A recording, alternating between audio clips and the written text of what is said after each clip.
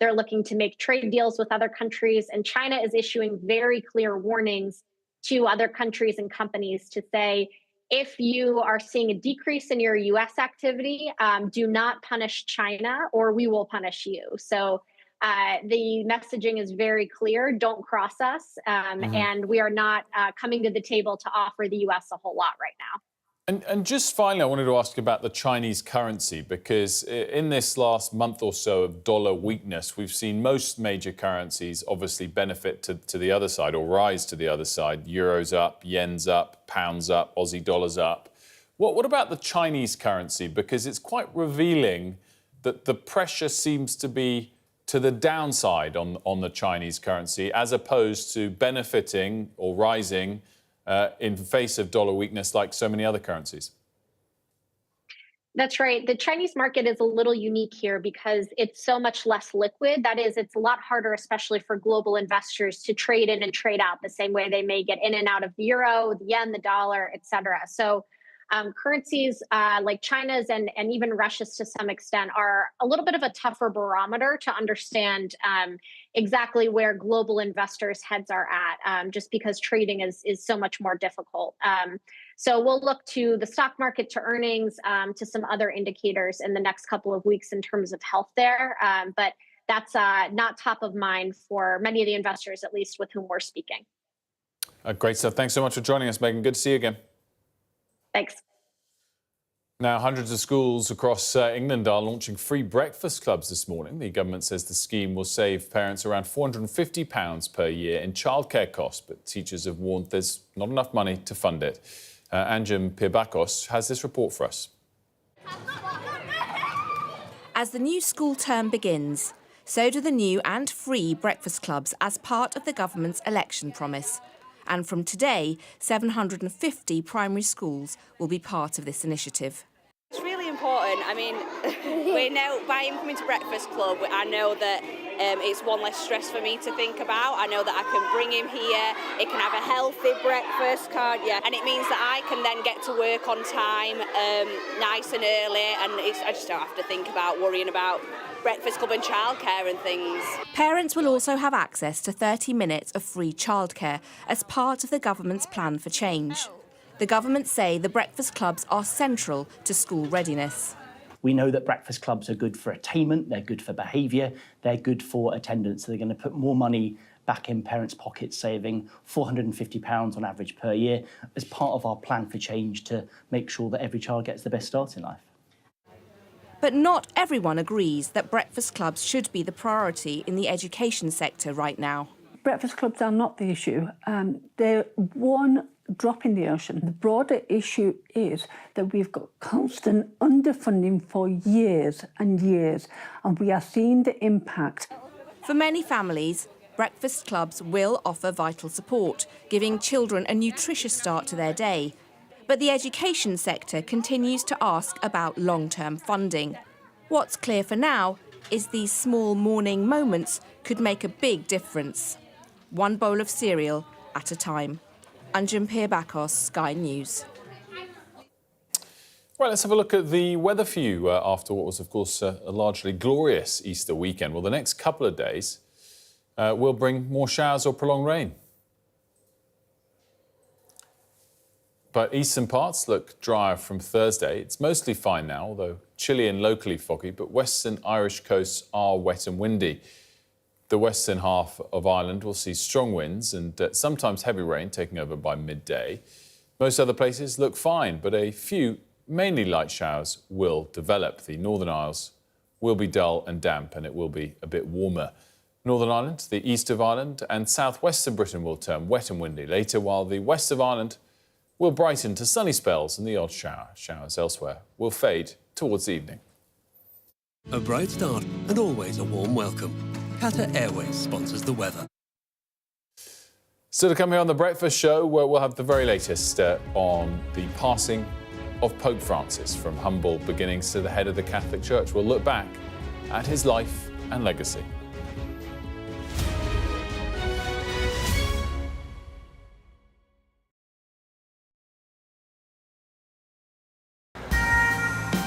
This is how you travel. when the mafia wants to kill you.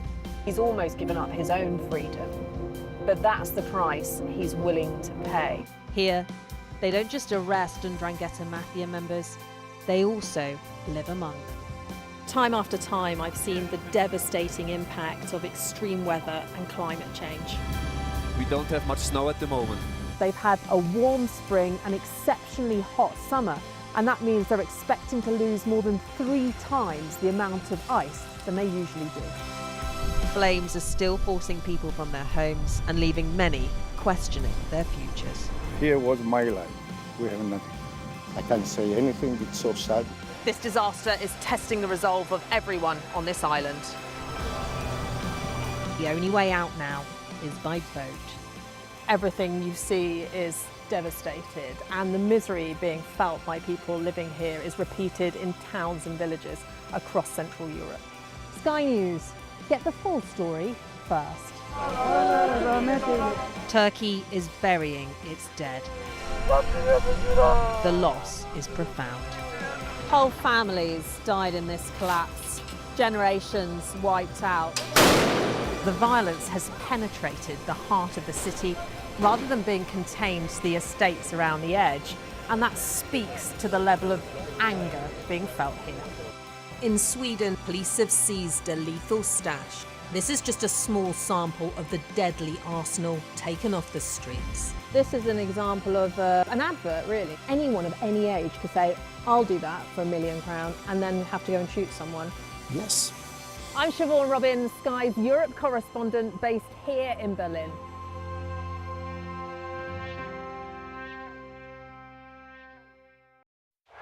Our app gives you the very best of Sky News wherever you are. Breaking news, videos and analysis. Evidence of the crisis. Podcasts, watching us live. I'm live in Jerusalem. Wherever you get your podcast. All in one place and all at just the touch of a screen. The Sky News app. Get the full story first.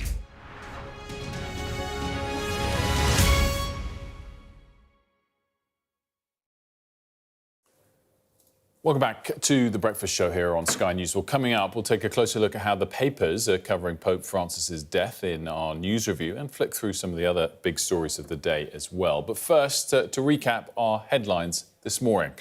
Catholics are around the world mourning the death of their leader, Pope Francis, who died from a stroke and heart failure on Easter Monday. Cardinals will meet this morning at the Vatican to plan the Pope's funeral, which will be attended by leaders from around the world. And Catholics will soon regather in St. Peter's Square to pray and reflect on the life of Pope Francis. Well, Pope Francis, of course, was prepared to take on some of the modern era's most divisive questions, from climate change to gay rights, or even the Church's legacy of child abuse in countries like Ireland. He was seen as more progressive than those who came before. Rhiannon Mills has this report on Pope Francis and his holy life. His arrival heralded a new kind of leadership, described by some as the People's Pope. Fratelli e sorelle, buonasera. Willing to welcome those who'd felt shunned by the Catholic Church. Winning him global adoration, but also huge criticism from conservatives within, leaving questions about the lasting impact of his legacy. Born Jorge Mario Bergoglio in 1936, he was raised in Buenos Aires, studying to become a scientist before then following his religious calling. In 1969, he was ordained as a Jesuit. Almost 20 years later, he became Archbishop of Buenos Aires. It was in 2013 that he was chosen, an unexpected candidate for some, but a pope of firsts. The first Latin American pontiff, the first Jesuit, the first to choose the name Francis. The way he accepted the role set the tone. We toasted him, the Cardinal Secretary of State toasted him, and then he toasted us, and he simply said, "May God forgive you," which brought the house down. His sense of humour and humility immediately stood out, turning down the more ostentatious papal dress and the traditional apartments for a more modest residence. Francis was not shy at all. I mean, he would always say funny things, crack a joke. Yeah? He would also risk to say things that people in the first moment would be feeling as an insult. But then when you looked at his cheeky face, then they would also laugh. Spiritual leader of 1.4 billion Catholics, symbolic figurehead on the world stage. I think we haven't get to waiting. I think we haven't run through the presidency. Pope Francis was never more comfortable than in the company of the poor. An outspoken champion of the deprived, a defender of those fleeing war and hunger. Let us treat others with the same passion and compassion with which we want to be treated. Let us seek for others the same possibilities which we seek for ourselves. His progressive stance was also reflected in his views on the environment, delivering a landmark report declaring the climate crisis a moral issue. We must side with the victims of environmental and climate injustice, working to put an end to the senseless war against our common home. But it was his acceptance of the LGBTQ community that was unprecedented, starting with this unexpected remark to reporters about gay clergy. If a person is gay and seeks God and has goodwill, who am I to judge them? And his declaration that homosexuality was not a crime, part of his mission to make the Catholic Church more welcoming. He was great in building relations and in risking to be provocative to people. So he will remain in our memories a pope challenging people to live like Christ. For the first time in 6 centuries, he took over from a living pope. His new tone and efforts to reform would set him on a collision course with his critics for going too far. Pope Francis did go to war with the traditionalist side of the church, and it could be argued it wasn't entirely a wise battle in some respects. There was controversy with a lot of Pope Francis's reforms, and maybe he himself would have liked to go further, but listened to those opposing the reforms and so reined himself in a little bit. Yet others felt he didn't go far enough. A declaration allowing clerical blessings for same-sex couples was diluted. He later signed a declaration reiterating the Vatican's staunch opposition to gender reassignment, surrogacy, abortion and euthanasia. His own liberal credentials were also questioned after multiple reports that he used a homophobic slur behind closed doors. Claims of abuse within the Catholic Church, both in the past and present, were a constant shadow for Pope Francis. He visited Canada and Ireland to apologise for abuses, including of Indigenous people at church-run schools. Y decirles de todo corazón que estoy profundamente dolido. With all my heart, I'm deeply sorry. I ask for pardon for the ways in which, regrettably, many Christians supported the colonising mentality of the powers that oppress the indigenous peoples.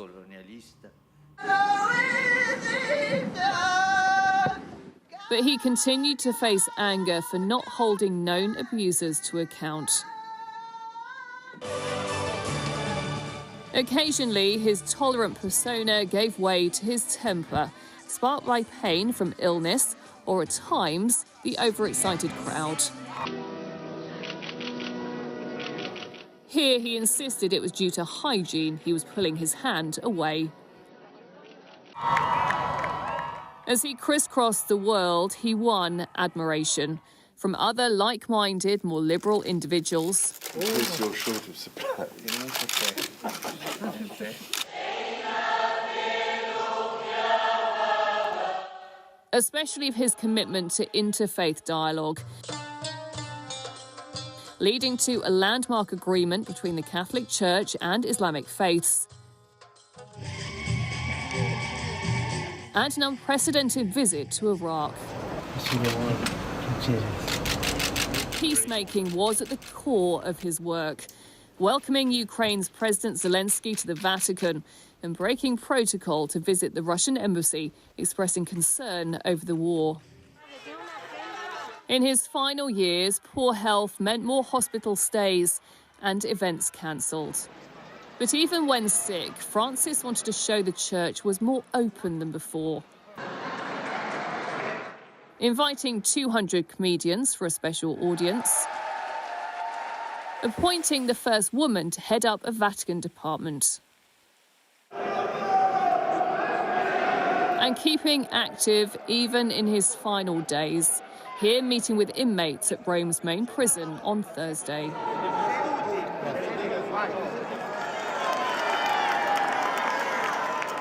But despite his human approach, the clash between the traditional and the liberal remained his greatest challenge. A reformer who tried, not always successfully, to bring the church into the modern world. Rhiannon Mills there for us, and much more coverage on the passing of Pope Francis at the top of the hour with Anna Botting, live from the Vatican. Right, time now to have a little look at the sport. Staying connected is vital for business. Sky Business sponsors this report.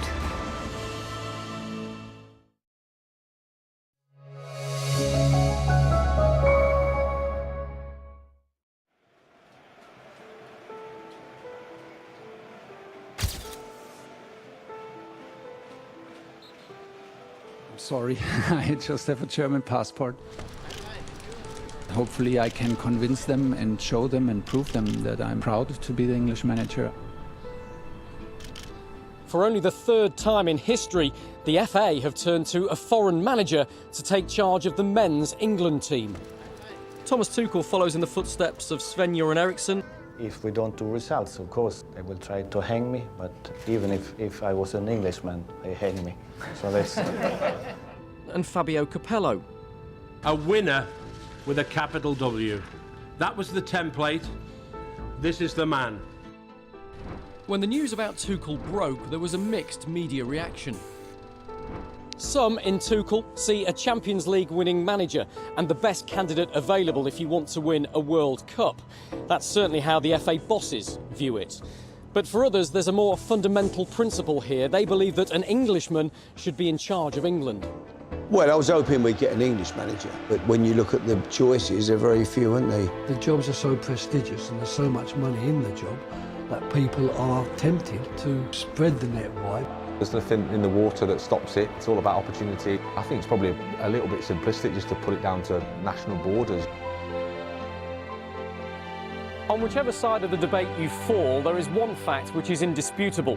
The pool of English coaches at the elite level of the game is pretty shallow. And the key question is, why?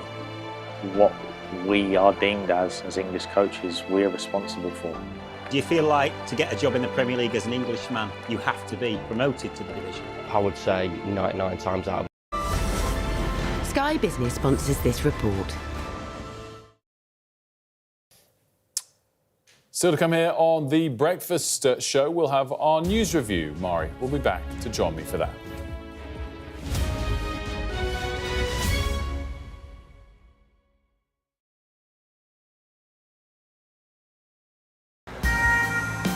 This is how you travel when the mafia wants to kill you. He's almost given up his own freedom, but that's the price he's willing to pay. Here, they don't just arrest and Ndrangheta mafia members, they also live among them. Time after time, I've seen the devastating impact of extreme weather and climate change. We don't have much snow at the moment. They've had a warm spring and exceptionally hot summer, and that means they're expecting to lose more than 3 times the amount of ice than they usually do. Flames are still forcing people from their homes and leaving many questioning their futures. Here was my life. We have nothing. I can't say anything. It's so sad. This disaster is testing the resolve of everyone on this island. The only way out now is by boat. Everything you see is devastated, and the misery being felt by people living here is repeated in towns and villages across Central Europe. Sky News, get the full story first. Turkey is burying its dead. The loss is profound. Whole families died in this collapse, generations wiped out. The violence has penetrated the heart of the city rather than being contained to the estates around the edge, and that speaks to the level of anger being felt here. In Sweden, police have seized a lethal stash. This is just a small sample of the deadly arsenal taken off the streets. This is an example of an advert, really. Anyone of any age could say, I'll do that for £1 million, and then have to go and shoot someone. Yes. I'm Siobhan Robbins, Sky's Europe correspondent based here in Berlin.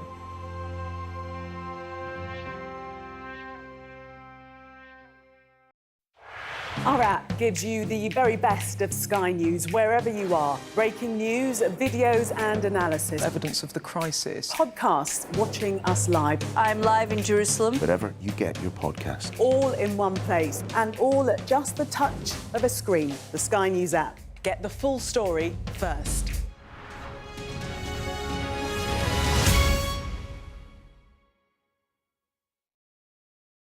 Play Sky News. From the Sky News Centre at 7. Now that you're up to date, we can go into a bit more detail. Things can change incredibly quickly. Taken by surprise. Have you ever known a moment like this in British politics before? Yes. Cheers. We'll start with breaking news. Let's get the latest on the ground. So, by the end, we'll hopefully all understand what's going on in the world just that little better.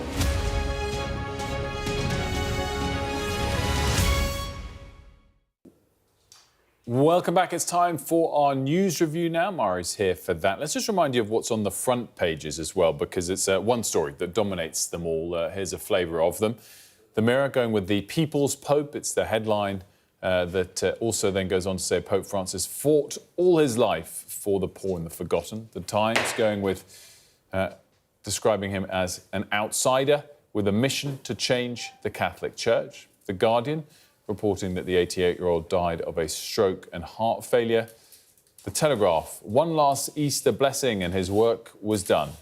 And then the Mail we also got here for you, saying that Pope Francis has returned to the house of the Father, and the Son going with truly blessed. Let's get into the pages within the newspapers. And Mari, there's any number of articles we could have picked on this topic. The story, of course, of the day. You've gone for one that moves it forward a little bit.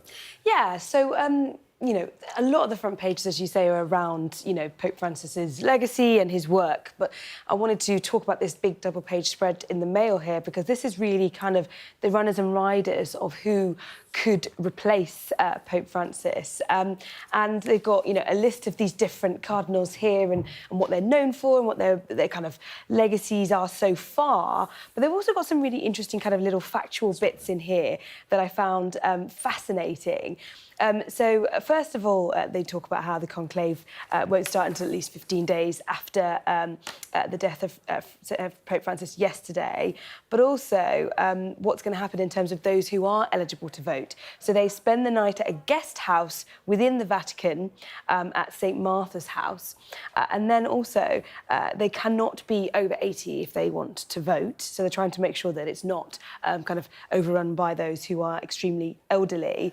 And they also say the average age of electors during last time's conclave in 2013 was 77, so still quite an old group as it goes. And then also they have to avoid newspapers, television, internet, everything like that, all kind of media. And to make sure that they do so, in 2013, technicians actually created a communications blackout in the Vatican. So we might see that happening again. So really, really strict on kind of outside communications. Really interesting little fact here. So the longest conclave in history was 34 months, if you can believe it. That was in 1268, and it ended in 1271. And then in modern times, the longest one since then was 5 days long in 1922. We're not expecting it to be as long as that, but you never know. So 1922 is classed as modern times? That's modern times, there we go. Yeah. And then also there's lots of traditions of locking cardinals up, makes them decide quicker, and also restricting their diet to only bread and water, and even taking the roof off the church in which they are voting to try and hurry things along.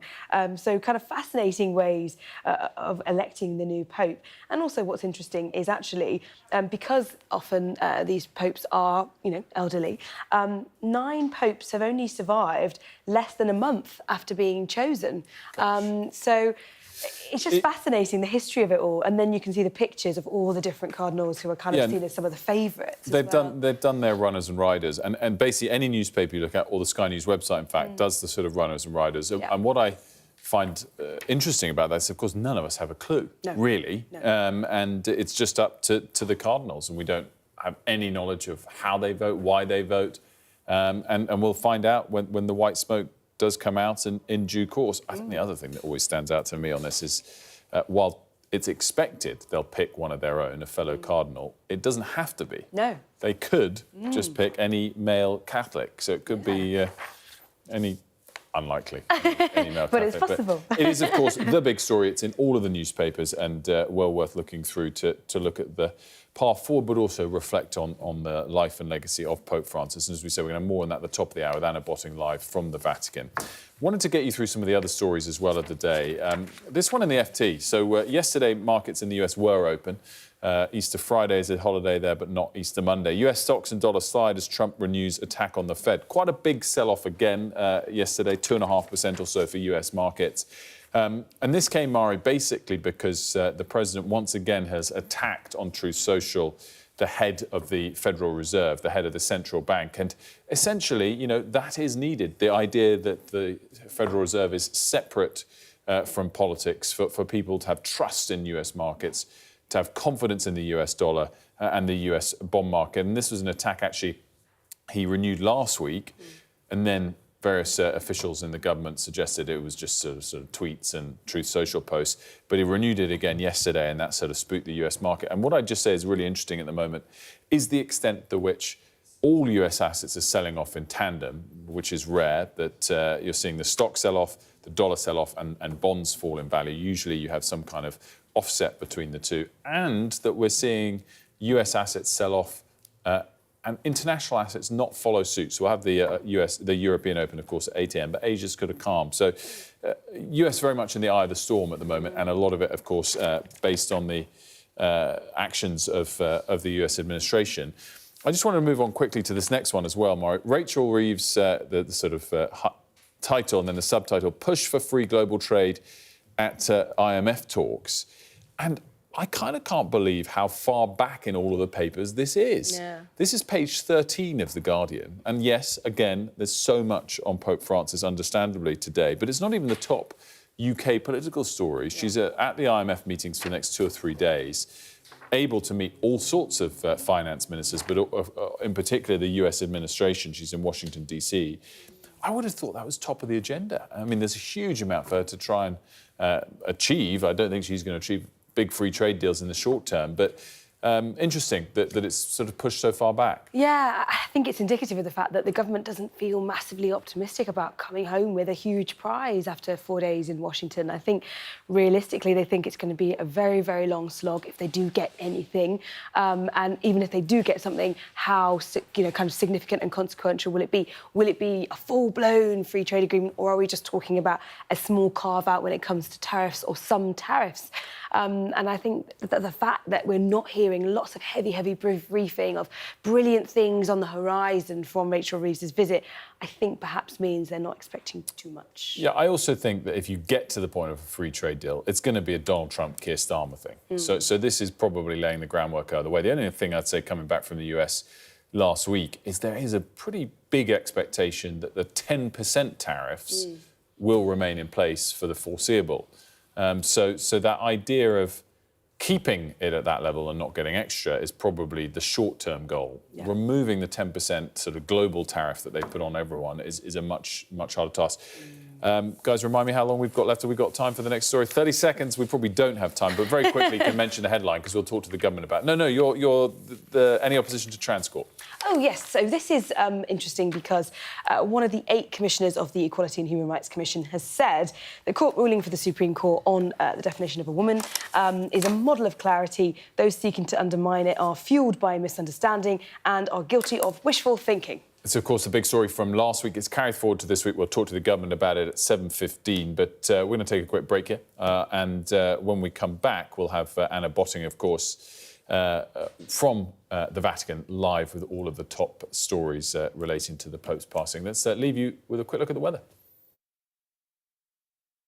The ideal atmosphere, whatever the altitude. The weather, sponsored by Qatar Airways. Next couple of days will bring showers or more prolonged rain, but eastern parts look drier from Thursday. It's mostly fine now, although chilly and locally foggy. But western Irish coasts are wet and windy.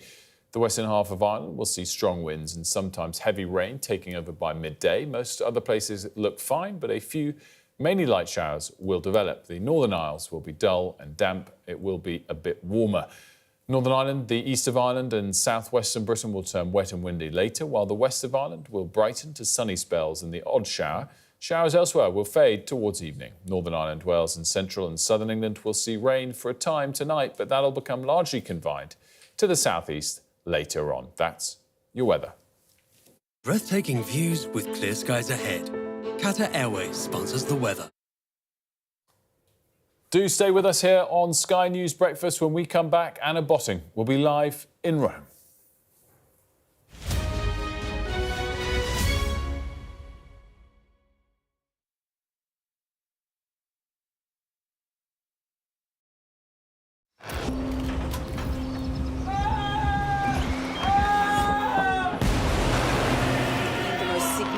Day of this conflict. They keep telling us that they want aid. And this is what's left of it.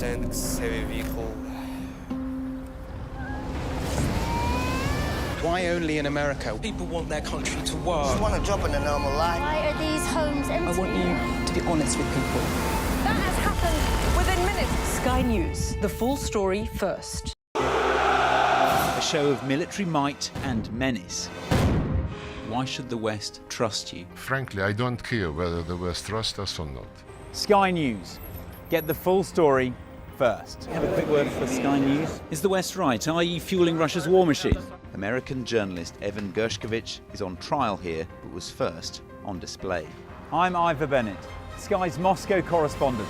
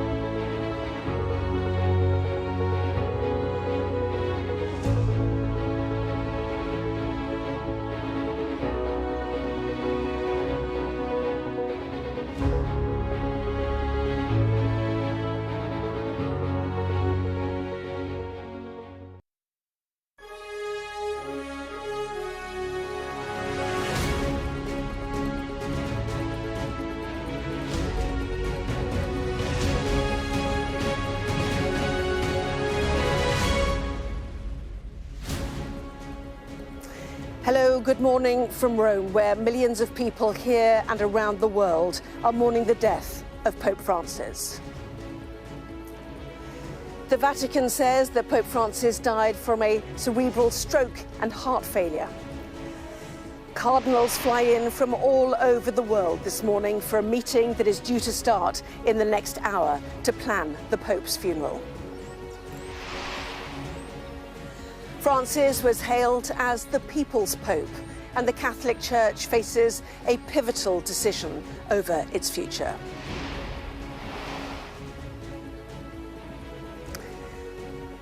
But for now, in St. Peter's Square, people arrive to gather and pray and reflect on his life.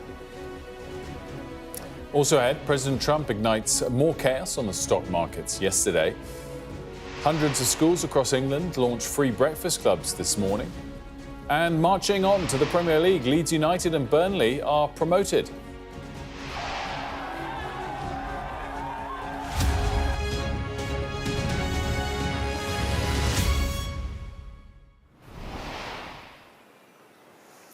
Well, hello and a very good morning to you. Catholics here in Rome and around the world are mourning the death of their leader, Pope Francis, who died from a stroke and irreversible heart failure on Easter Monday. In the next hour, cardinals will meet at the Vatican to confirm the details of his funeral, which is expected to take place within the next few days. He asked to be buried in the papal basilica of St. Mary Major, with a simple tomb bearing only the inscription Franciscus.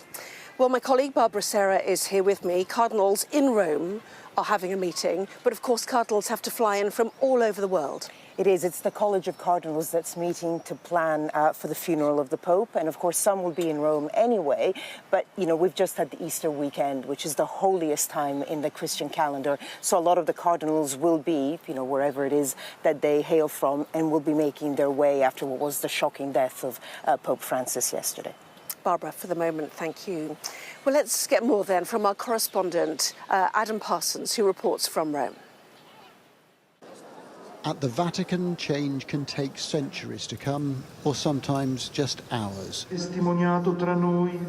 After a day of sorrow, cardinals will meet this morning to start the process of burying one pope and then choosing his replacement.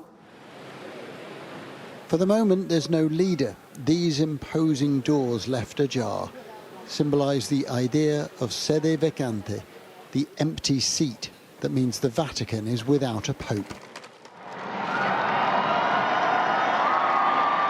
It's only 2 days since Francis was last seen alive here in St. Peter's Square, meeting visitors and blessing a baby. Within hours of this, he suffered a stroke not long after waking up. The Pope slipped into a coma and died shortly after.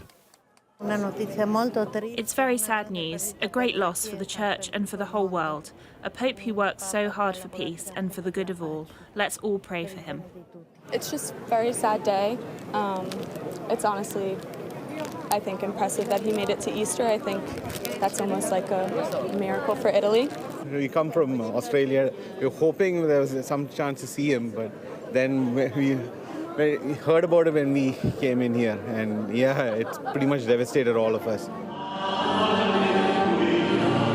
In Buenos Aires, where Pope Francis was Archbishop, the bells rang out, as they did in churches around the world.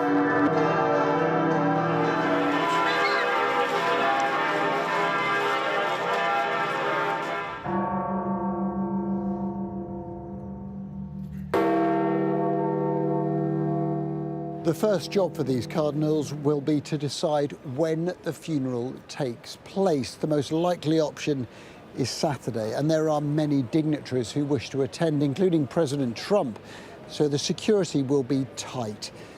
Pope Francis will be buried in a simple plot in his favourite church. No, not this one inside the Vatican, but another basilica, several miles away in a different part of Rome. But that is only half the story. The Vatican is where the conclave will be held to determine who will succeed Francis. The old Pope is dead. The new Pope is awaited. Adam Parsons, Sky News, Vatican City.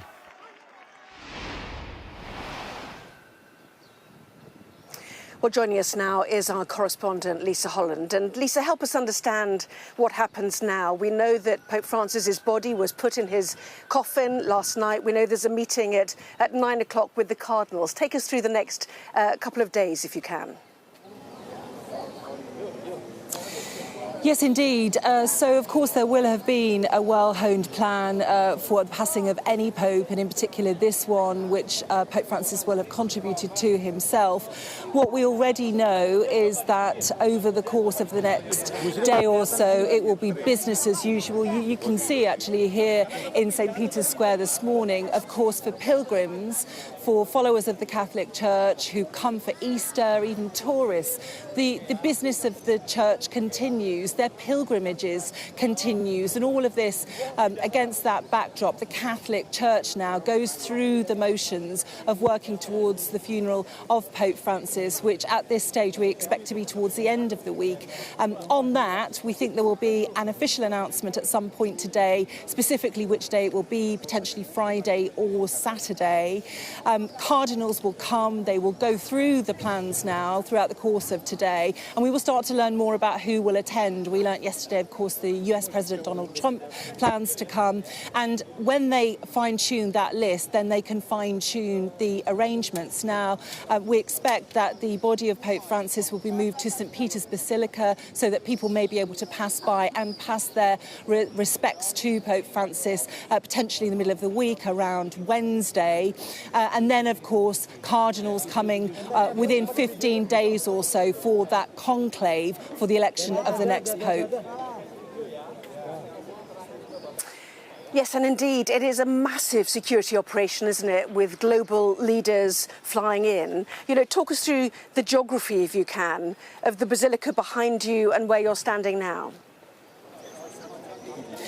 Yes, because this funeral will be different to the funerals of other popes. Other popes largely have been buried in the grottos of the Vatican, but this pope wanted his funeral to be different. So after the ceremonial events, which will take place here in St. Peter's Square, we then anticipate there will be the transfer of the body of Pope Francis to Santa Maria Maggiore, which is one of his favourite places in the world. It's where he personally went to pray, and it's where he requested a very simple burial in contrast to some of the more lavish burials of former popes. He wants to be buried there in a simple ceremony, in a simple wood-lined coffin. We know that Pope Francis, of course, he named himself after St. Francis of Assisi. He was known for his desire to be associated and to champion the poor, and that's why he wants this sense of simplicity. But the fact that the burial will take place elsewhere outside of the Vatican, of course, creates this security and transportation issues, which again will have to be taken into consideration. But we do know that this final wish of Pope Francis is something which has been known about for some time. That will also be an element which is in the planning. But in terms of security, yes, when you're expecting these world leaders from Donald Trump down, of course there is immense security, and you can see and feel that already underway against the backdrop of this sombre mood, against the backdrop of the pilgrims still coming and the business of the church continuing. They, of course, are now ramping up security and closing side streets, preparing for these monumental events ahead. Lisa Holland, updating us there. Thank you. Well, the papacy itself dates back some 2,000 years, and the process to appoint the successor to Pope Francis is well established. Now the Pope has died, the Catholic Church will be run by the College of Cardinals, a group of the Church's most senior officials. 135 of them are eligible to vote to select a new leader. The cardinals will travel from around the world to St. Peter's Basilica for a mass to invoke the guidance of the Holy Spirit. They will then process to the Sistine Chapel, where they'll take an oath of secrecy before locking the doors. This private meeting is known as the conclave.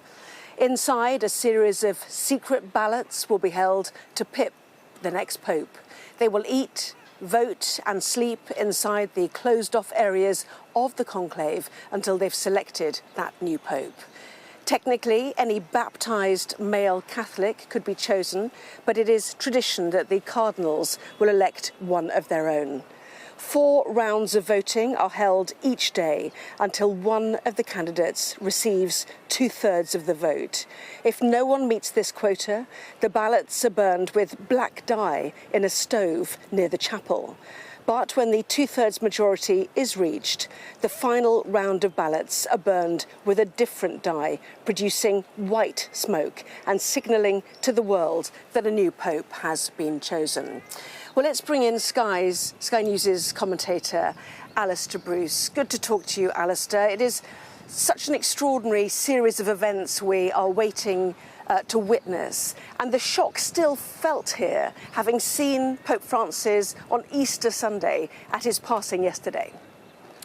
It was a remarkably prompt death after Easter, but as you say, the process now immediately moves forward, and very shortly the College of Cardinals will meet for one of their general congregations. It will be the first of the processions we'll see of the scarlet-clad cardinals as they gather in order to really, first of all, reflect on Pope Francis, then to deal with administrative issues that the papacy, now that it has ended and is vacant, needs to address. And principal among that, we believe, will be an assessment of what date will be chosen for the funeral of the late Pope.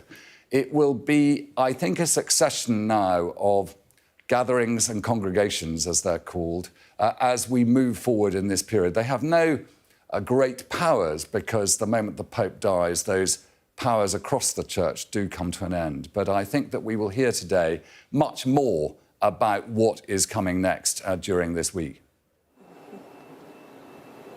And many of the cardinals who will be voting on who is the next Pope were indeed appointed by Francis. So what impact will that have in terms of the direction of the Catholic Church? It's terribly difficult to tell what direction might result from the very large number of cardinals who were indeed chosen by Pope Francis. They all have to be those who are under the age of 80, as you were saying before. But they are individuals who are influenced by their own thoughts. And there is much for the Church to address about not only the future, but how people have reacted to Pope Francis. And I think that they will take into consideration, in a period of discernment and thought, the view is that the act of the Holy Spirit, which is through prayer, will influence these cardinals. So there'll be much talk about going towards the conservative view or the more liberal view of the Church. But I think it's going to be more complicated than that. And indeed, when the College of Cardinals chose Francis to be Pope, he was a surprise choice. And indeed, his papacy has delivered against the rather surprising new direction that he chose. And I think that that is proof that it'll be difficult for you and I to make assessments of quite who will appear on the balcony of St. Peter's at the end of the process. We'll speak to you more, of course, later on. Alistair, thank you. Well, Christians from Gaza's only Catholic church have also paid tribute to Pope Francis. Throughout the war, the Pope phoned them every single day. Here's Sky's Nicole Johnston with more. It is hard to find a place of peace in Gaza, in the middle of this war. But here is one. The Holy Family Church in the north of the Strip. Gaza's tiny community of Catholics attended Mass to mourn the loss of Pope Francis. Yusuf. A Pope who called them every day, even from hospital. Sto bene, grazie a Dio. Mi scusa, è stato con il Santa Messa. Ah, con la messa. E dimmi, sì. Cosa avete mangiato oggi? Del pollo, le ali. Il resto dei polli, il resto del pollo, la salita. He lifted their spirits at a time when Gazans feel abandoned by the world. Pope Francis was outspoken on the war. In a statement on Easter Sunday, he called for a ceasefire, for the release of hostages, and aid for the, quote, starving people of Gaza. He also said unarmed civilians are targets for bombs and gunfire. The last call the church leaders received from Pope Francis was on Saturday night. More than 1 year and a half, and he called every day. He asked to us to help the people, to protect the children. So in the name of the Lord and the Church, we try to continue to give this message of peace, of justice, of protection for every human being. Pope Francis supported Palestinians, prayed for them and urged them to be strong. He also condemned rising global anti-Semitism and called for peace between both sides. We received the news and were in a state of great shock because the Pope was checking in on us daily. He doesn't just ask about the Christians, but about the Muslims as well. He asks about Gaza as a whole. There was a special bond between Gaza and the Pope. These nightly calls of comfort. A connection to the world. A smile, a laugh. Bye-bye. Hope when all feels lost. Nicole Johnston, Sky News, Jerusalem. Well, Barbara Serra is here with me once again. Truly extraordinary to call every day. And even the Vatican, in its testimony, reflections on the Pope, called him the Pope of Mercy. He was known for reaching out to the poor, to the marginalised, but he also reached across faiths, didn't he? Absolutely, and interestingly with Gaza, he always knew that ultimately he's got soft power. There's nothing he can really do, but he very much believed in his image, the fact that it meant something for the Pope, for the leader of the Catholics, to actually speak out on these various conflicts. And he often did speak out, and also he visited the region. So he was the first Pope to visit the Arab Peninsula when he went to Abu Dhabi in 2019, also a historic visit to Iraq. And interestingly, speaking about the Middle East, one of the cardinals that is rumored as being one that might be a pope is the Latin Patriarch of Jerusalem, Pier Battista Pizzaballa, who speaks Hebrew, speaks Arabic, has lived in the area for a long time. So very much that would kind of follow on what Francis has done. But yes, he always used his voice. And even in the last statement, he didn't read it out, but on Easter Sunday, he mentioned all the conflicts. He mentioned Gaza. He mentioned Ukraine. He mentioned other conflicts that perhaps we don't speak about as much, Myanmar, Yemen. So he very much used this position, not just to create interfaith dialogue, which he did,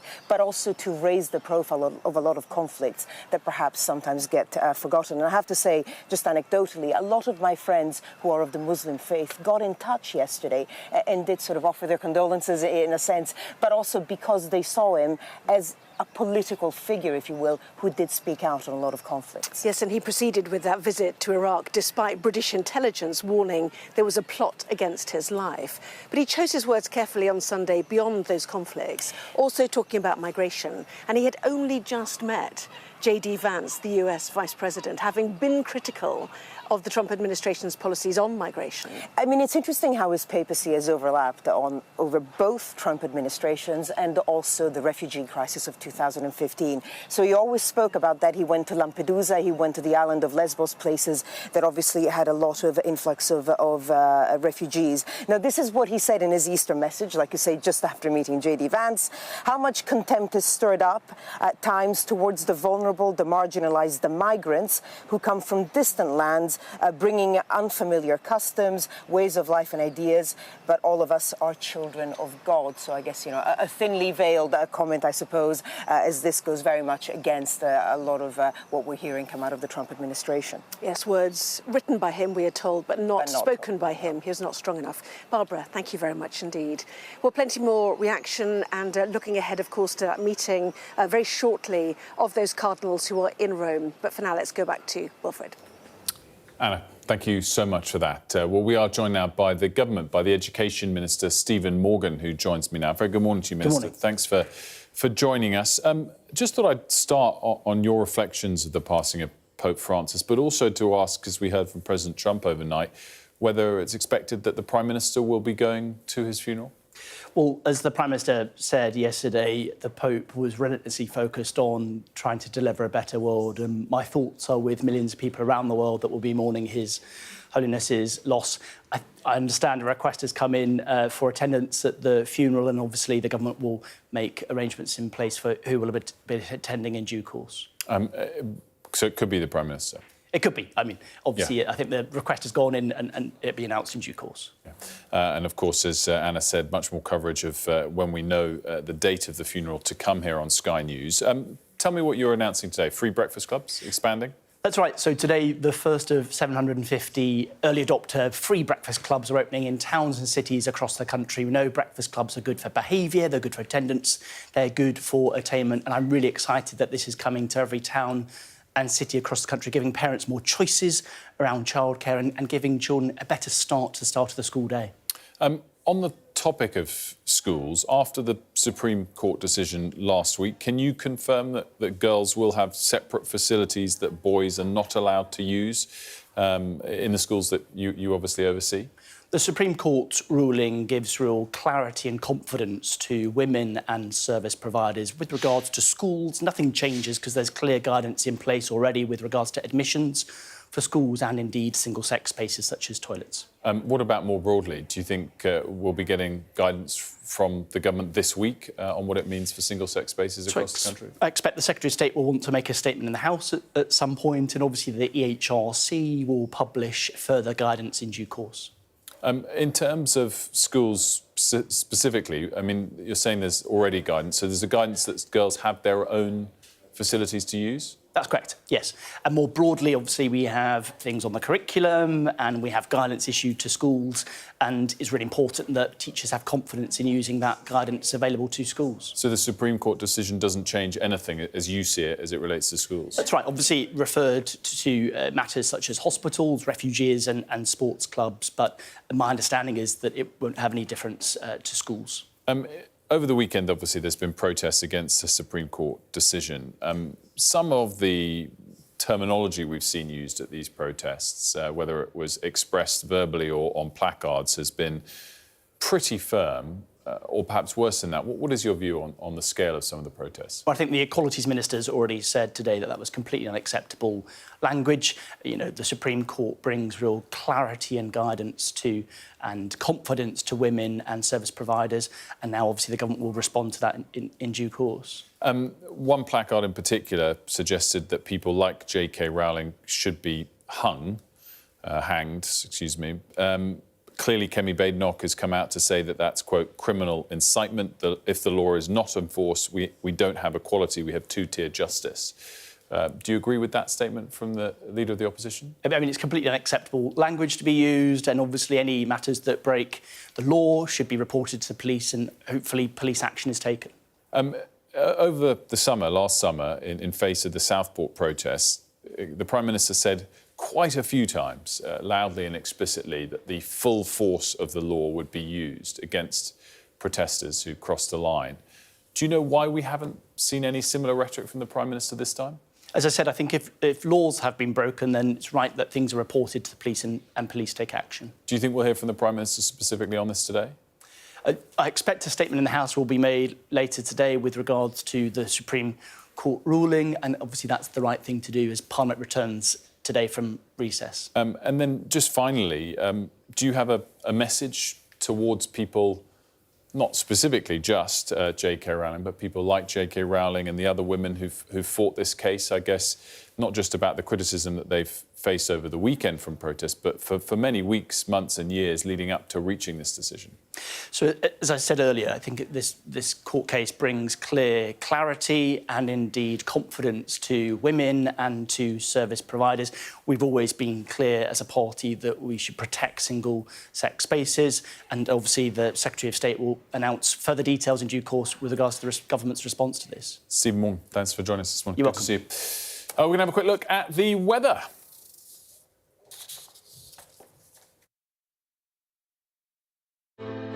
Breathtaking views with clear skies ahead. The weather, sponsored by Qatar Airways. The next couple of days will bring showers or more prolonged rain, but eastern parts look drier from Thursday. It's mostly fine now, although chilly and locally foggy, but western Irish coasts are wet and windy. The western half of Ireland will see strong winds and sometimes heavy rain taking over by midday. Most other places look fine, but a few mainly light showers will develop. The Northern Isles will be dull and damp, and it will be a bit warmer. Northern Ireland, the east of Ireland and southwestern Britain will turn wet and windy later, while the west of Ireland will brighten to sunny spells and the odd showers. Showers elsewhere will fade towards the evening. Northern Ireland, Wales and central and southern England will see rain for a time tonight. Breathtaking views with clear skies ahead. Qatar Airways sponsors the weather. Still to come here on The Breakfast Show, how will Pope Francis be remembered? We'll take a look at his legacy and the next steps for the Catholic Church.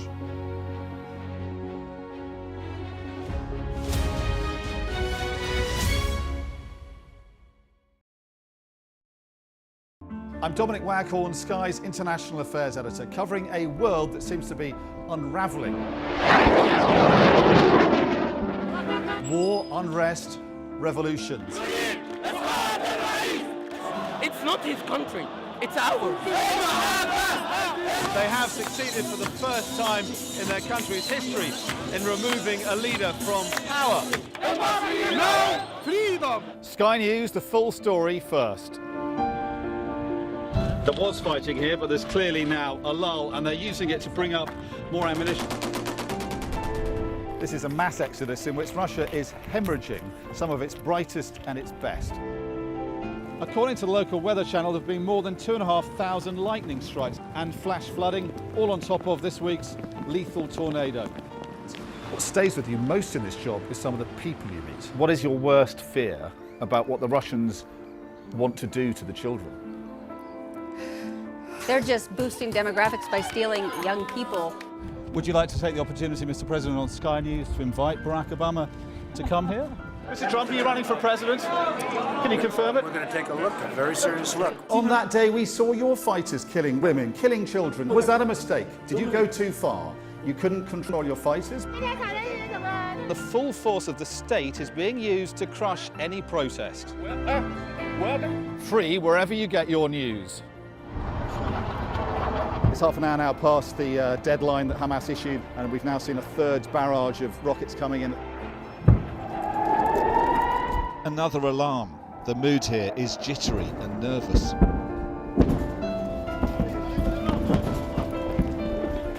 We're seeing the world get more and more divided, and it's our job to try to make sense of it all. A show of military might and menace. Why should the West trust you? Frankly, I don't care whether the West trusts us or not. Sky News. Get the full story first. Have a quick word for Sky News. Is the West right? Are you fueling Russia's war machine? American journalist Evan Gershkovich is on trial here, but was first on display. I'm Ivor Bennett, Sky's Moscow correspondent.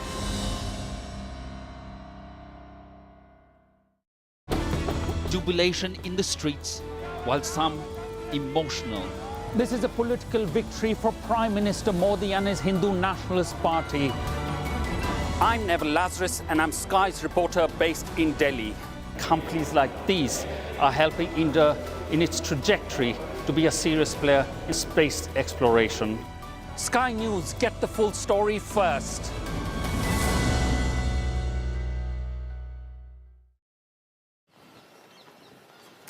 Will you join us back live in Rome as we reflect on the death yesterday of Pope Francis? Certainly Catholics around the world and are mourning the death of their leader who died from a stroke and heart failure on Easter Monday. Well, cardinals will meet this morning at the Vatican to plan the Pope's funeral, which will be attended by leaders from around the world. Catholics are already gathering this morning in St. Peter's Square to pray and reflect on the life of Pope Francis. Well, the Pope's funeral will take place in the next few days, and then attention will turn to the election, of course, of his successor. So who, then, could be chosen? Let's take a look at some of the leading candidates. First of all, Pietro Parolin is the Vatican Secretary of State. The 70-year-old is a seasoned diplomat and was a close ally of Pope Francis. The Archbishop of Bologna, Matteo Zuppi, is considered the most progressive of the likely candidates. The president of the Italian Bishops' Conference was also Pope Francis's special envoy for the war in Ukraine.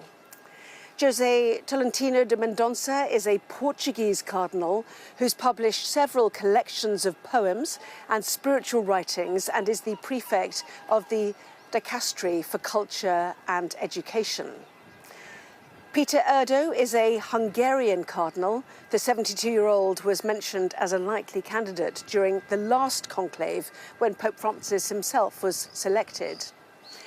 Cristobal López Romero is also 72 years old. He is the Archbishop of the Moroccan capital, Rabat, and the Spaniard has worked extensively in Latin America. And 59-year-old Pier Battista Pizzaballa was made a cardinal by Pope Francis only 2 years ago. The Latin Patriarch of Jerusalem celebrated Mass at the Holy Family Church in Gaza last Christmas. Well, let me bring in Barbara Serra once again. Looking at those people, those names, how will that process be decided? How important will it be how many of them were actually appointed by Pope Francis? And what difference does their age make to the likelihood of them being chosen as Pope?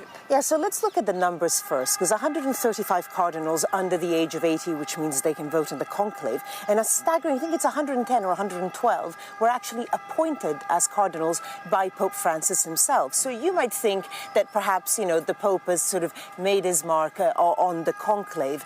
But remember that even though we see the Pope as progressive, he was more than anything inclusive. So what he really wanted to do was, for example, to increase the voices from the global south in the conclave, which he has done. But a lot of those cardinals may not necessarily come from parts of the world that are what we would see as progressive. So if you think about the topic of homosexuality, which is very controversial in the West, many African countries, for example, outlaw homosexuality altogether. So we might see that tension. Now, you mentioned age, and it's interesting what's considered old, because what the cardinals will not want is to elevate someone to the papacy who may be Pope for a very, very long time. If we think of Pope John Paul II, he was Pope for 26 years. Now, the papacy of Francis was also long, but 12 years.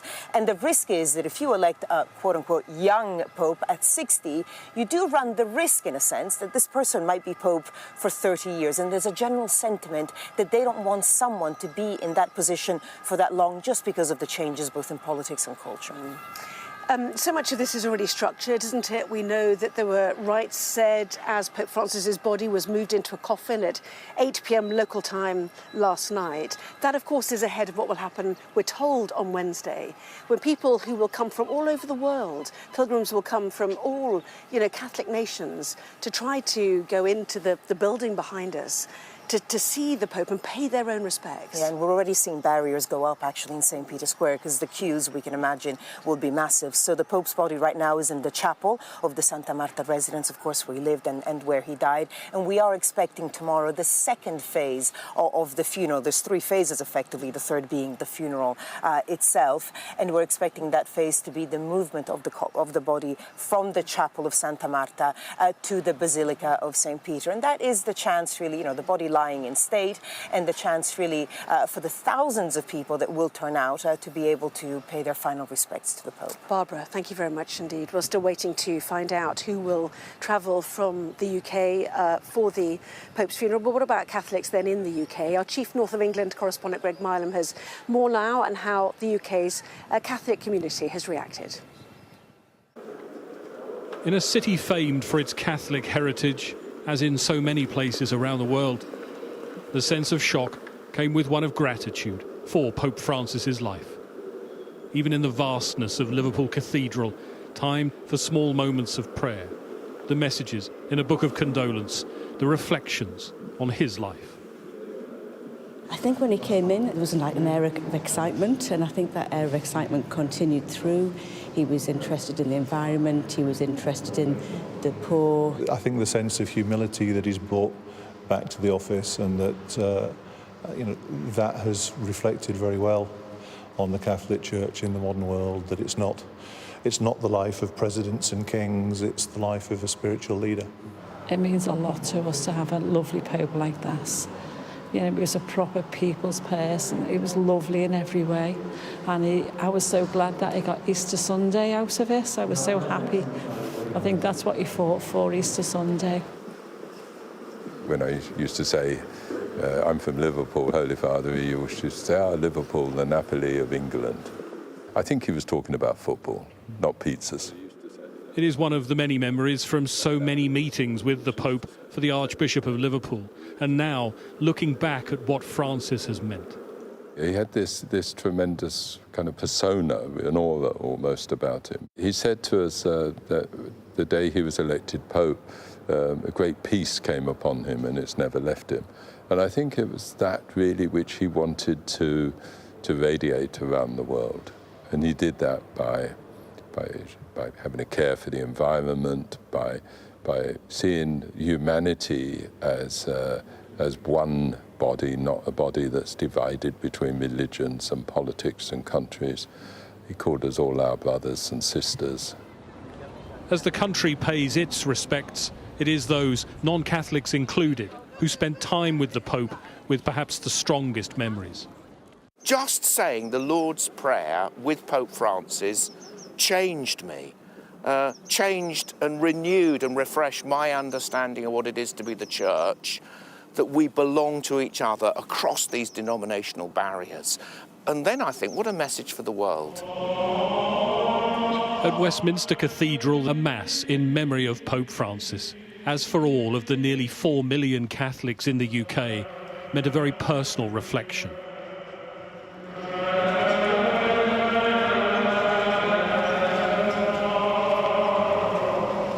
This evening, with people all around the world, we mourn the death of Pope Francis.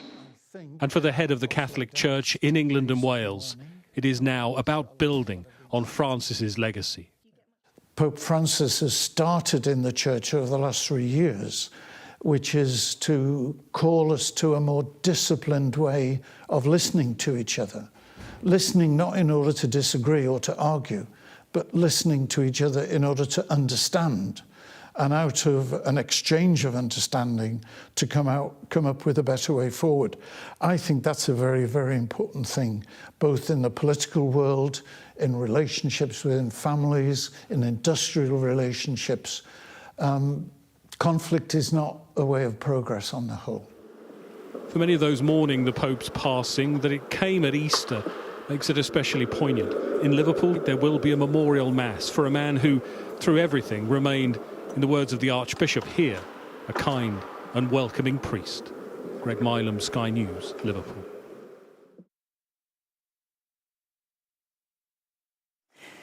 Well, for more now on how the Pope is being remembered, we're joined now by Claire Jeangrave, Vatican correspondent of the Religion News Service. Welcome to you. First of all, give us a sense of the mood here in Rome and across Italy. We know that Pope Francis had been poorly, but then we saw him, on Easter Sunday. The timing really took everybody by surprise. For many believers, this was a big surprise because on Sunday, they saw him come out and give his address, the Orbi et Orbi, to 1.4 billion Catholics around the globe. He couldn't read the entire speech, but at the same time, he was there, he was present. It seemed like the Vatican was telling us his double pneumonia was getting a little bit better, and people were hopeful. That comes with the Easter period. So it was a surprise for those who were expecting more surprises from this Pope, different kinds of surprises, perhaps strolling around the city again, to hear that he had departed. But at the same time, when it comes to the Vatican, well, there's a 1,000-year-old history there of preparing for what happens on this occasion, no matter how unexpected. So it starts a machine that is well-oiled and knows what comes next. So what does come next? And the first thing is very soon, which is a meeting at 9 a.m. local time, 8 a.m. in the UK, of the cardinals who are in Rome Rome, because obviously so many, at such an important part of the Catholic Canada, were ministering to their own flocks around the world. During Easter, a very important time of the year. So cardinals are coming in. Right now, this is called the General Congregation. It's the first of several that will occur to handle the logistics and also planning for this very delicate time. The one that will happen today will likely be focusing on the funeral mass, how to prepare for it. We know that Pope Francis wants to be entombed not in St. Peter's Basilica, but somewhere else. That means that some planning needs to happen. If cardinals are busy taking care of Easter, and more than that, during a Jubilee year, and there's so many things going on in the city right now, there needs to be a little bit of organization from that point of view. Going forward, the General Congregations will transform from a period of mourning to a moment of reflection on the Pope to deciding, all right, who is going to take his place? And these meetings are going to get larger and larger, and they're going to take place as we move closer to the conclave, where they will elect a successor. Yes, and Pope Francis, the first time since the 900s, I think, that the name had not been picked by another pope. Why was it chosen? It was St. Francis of Assisi, a man of peace, a man representing those in poverty. He was saying a lot with the choice of his name. So what is his legacy? How will he want to be remembered? I think you're spot on, Hannah. I mean, it starts really from that name, and then so much comes from that. It's attention towards the poor. It's a change in attitude more than doctrine in the church. It's an emphasis on people and not on big ideas. And that seems like a small change in our very modern Western societies, but for an institution like the Catholic Church, where ritual and doctrine and dogma have been what's keeping it together for all this time, that's a big push and something that most people and his successor will not be able to forget or to move past. It's an indelible mark that has changed the institution, I would say, and many would agree, forever. So it's an emphasis towards the poor, it's attention towards the most marginalized, but it's also, I mean, his last speech, the Orbi et Orbi, was about peace. Let's not forget, Francis was a saint of peace. He tried to broker peace between the Pope and the Muslim world, and that's what the Pope was doing as well. He was trying to bring different parts of the world in this very fractured time that we live in together. We're seeing the cardinals starting to arrive, in fact. This is a time of mourning, clearly, for them. Many of them will have known him well. Absolutely. But also, it's about positioning now, isn't it, for the future, and what direction you want the Catholic Church to go in. It's a very important time when they start to all talk to each other. Many of us have seen the film Conclave. Yes. There's a sort of a renewed interest in what happens after the funeral now for many people. Well, I will say, Hannah, that was a very good movie, in fact. Even for Vatican observers such as myself, there's a lot in there that is realistic and true. But as you said also, there's a time of mourning that comes first. And let's not forget that the first thing that really moves, and you can sort of see that in the movie as well, is the sense of presence of God and what they're supposed to do. And even when the cardinals are acting naughty, they just feel that they have to do something for something that's more important than themselves. That's also the truth. I've spoken to cardinals, I've met them, I know who these people are, and they do have an interest in what should happen to the church now at this very delicate time, not just for the church, but for the world. And so, yes, there are factions. The polarization in society has seeped into the Catholic Church as well. We can't deny that. So there are people who think, well, let's keep doing what Pope Francis has been wanting to do, and others who are saying, well, maybe we should rein it in and slow it down at risk of creating too much tension. But there is so much movement, and there are some names that have been coming up, and that's part of what happens at this crucial time. We are standing on the building where they filmed parts of Conclave, so just throwing that out there. Claire Jean-Gravi, very good to talk to you. Thank you very much indeed. So clearly keeping an eye on the arrivals at the Vatican behind us here. There is much to prepare for, much to plan for. We'll keep you abreast of all the latest.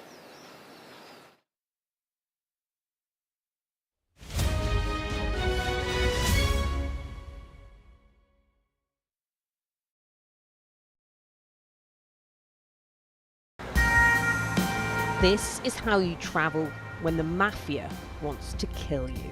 He's almost given up his own freedom, but that's the price he's willing to pay. Here, they don't just arrest 'Ndrangheta mafia members, they also live among them. Time after time, I've seen the devastating impact of extreme weather and climate change. We don't have much snow at the moment. They've had a warm spring and exceptionally hot summer, and that means they're expecting to lose more than 3 times the amount of ice than they usually do. Flames are still forcing people from their homes and leaving many questioning their futures. Here was my life. We have nothing. I can't say anything, it's so sad. This disaster is testing the resolve of everyone on this island. The only way out now is by boat. Everything you see is devastated, and the misery being felt by people living here is repeated in towns and villages across Central Europe. Sky News, get the full story first. Turkey is burying its dead. The loss is profound. Whole families died in this collapse, generations wiped out. The violence has penetrated the heart of the city rather than being contained to the estates around the edge, and that speaks to the level of anger being felt here. In Sweden, police have seized a lethal stash. This is just a small sample of the deadly arsenal taken off the streets. This is an example of an advert, really. Anyone of any age could say, I'll do that for £1 million, and then have to go and shoot someone. Yes. I'm Siobhan Robbins, Sky's Europe correspondent based here in Berlin.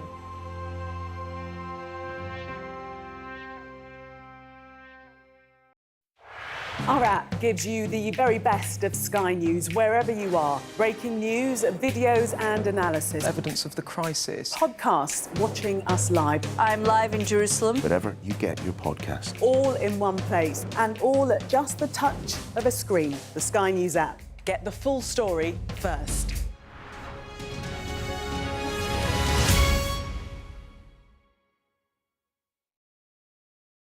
Play Sky News. From the Sky News Centre at 7. Now that you're up to date, we can go into a bit more detail. Things can change incredibly quickly. Taken by surprise. Have you ever known a moment like this in British politics before? Yes. Cheers. We'll start with breaking news. Let's get the latest on the ground. So, by the end, we'll hopefully all understand what's going on in the world just that little better.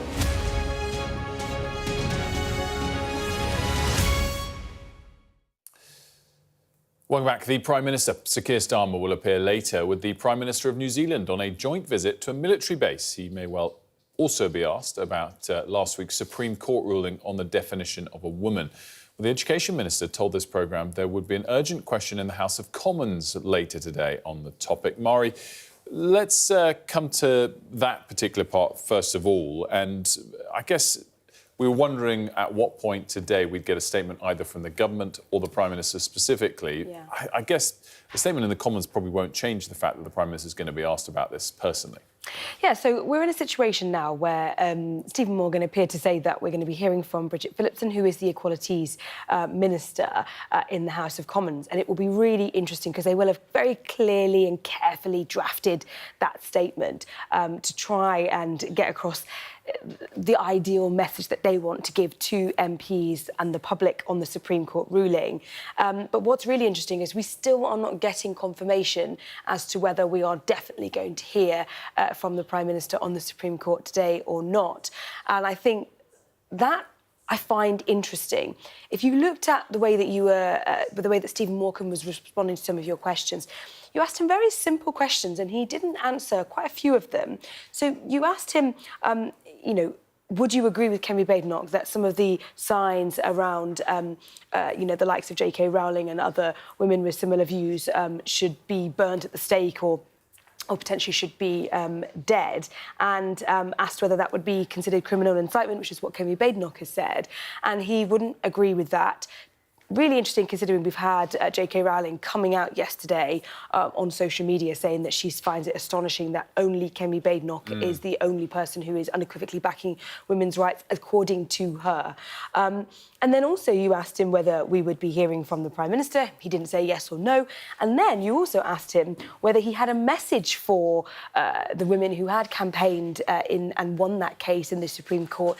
And he completely swerved the question and just repeated his very first answer to you about the Supreme Court ruling. And I think, to me, that interview really suggested that he was not wanting to say anything, not wanting to say anything before that statement, but also really not wanting to get into any level of discussion about it. Of course, he did condemn the wording on some of the most extreme placards that we saw over the weekend. I guess I'm just sitting here listening to you explain what's likely to happen today.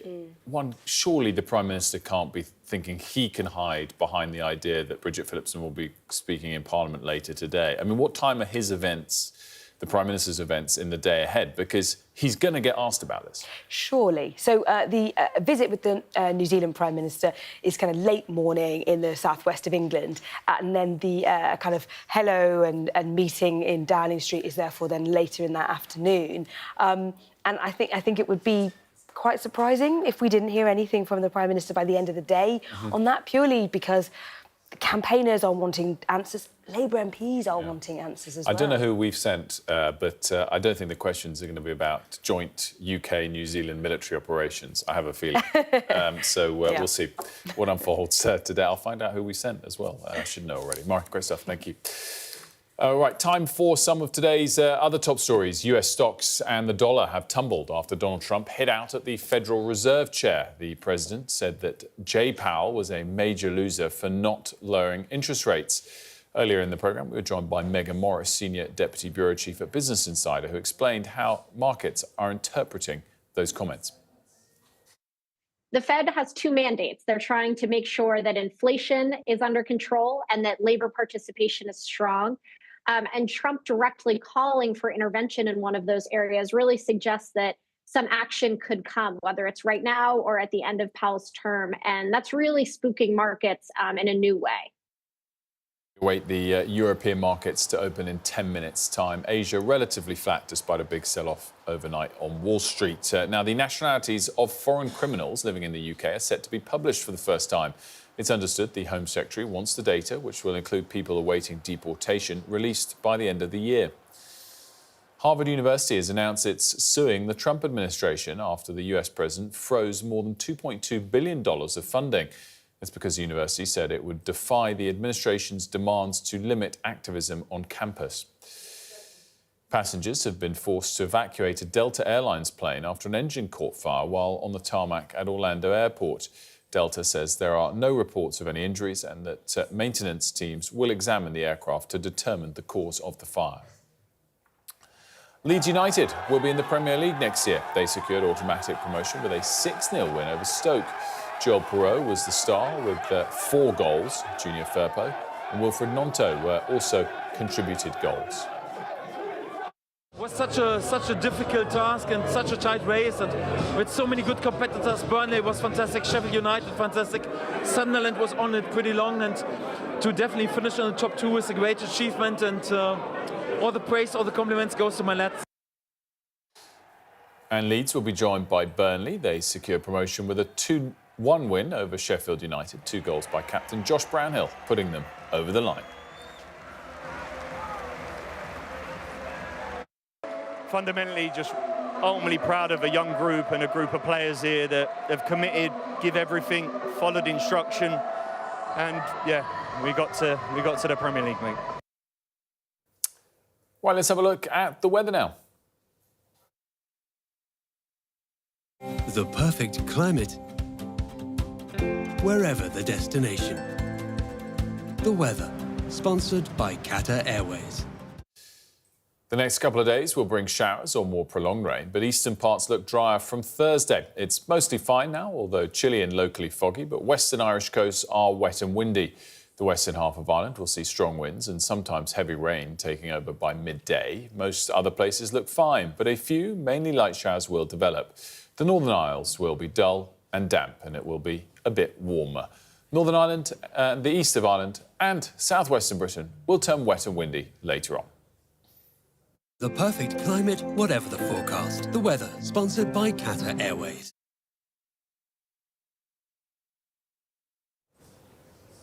Well, just a couple of minutes left of this hour. Let's get back out to Anna and Barbara with the latest from Rome. Yes, Wilfred, thanks very much indeed. Interesting words that some of the British newspapers used overnight, in fact, describing Pope Francis. The Guardian used the word groundbreaking. The Times called him the outsider Pope. Interesting use of language. But Barbara's got the Italian newspapers now. So how are they describing him? So, interestingly, in the British press preview, the words People's Pope came up a lot. So, similar phrasing, but slightly different. Here it's Il Papa degli Ultimi, which is the Pope of the last. So it's a bit like the meek will inherit the earth. So a little bit more biblical. This is Corriere della Sera, exactly the same, Papa degli Ultimi, so the Pope of the Last Repubblica, Messaggero as well, which is the paper from Rome. Now, Avvenire is the Catholic paper, so they go with a slightly different take. Grazie Francesco and all of them, of course, going through his papacy and his legacy. My favorite, I have to say, is this one. It's pink, but it's nothing like the FT. It's Gazzetta dello Sport. So this is a daily that just devotes itself to sport. Imagine the back pages if it was just one paper. And they also lead, and all the sports papers as well, lead with the death of the Pope, which I thought was, perhaps surprising. Il campione di tutti, the champion of everyone. I guess the GOAT, the greatest of all time, would be the way we might phrase it. But it's quite telling, isn't it, the impact that it's having on society and culture here in Italy, when even the Gazzetta dello Sport, which is all about sport, not one of my reference papers, I have to say, but even they are going with Il campione di tutti and that beautiful picture there of Francis blessing a baby. And this idea that the meek will inherit the earth, the overriding impression you get of a man who lived his life with humility, a man of mercy is how the Vatican have described it, a man who looked after the poor and the marginalised in society, be those in conflict or elsewhere. Absolutely. I guess a man who really lived up to the name that he chose, Pope Francis. And, what's interesting, we are seeing people now come towards St. Peter's Square. The body will lie in state from tomorrow, so we're going to start seeing the crowds. Especially the people from Rome.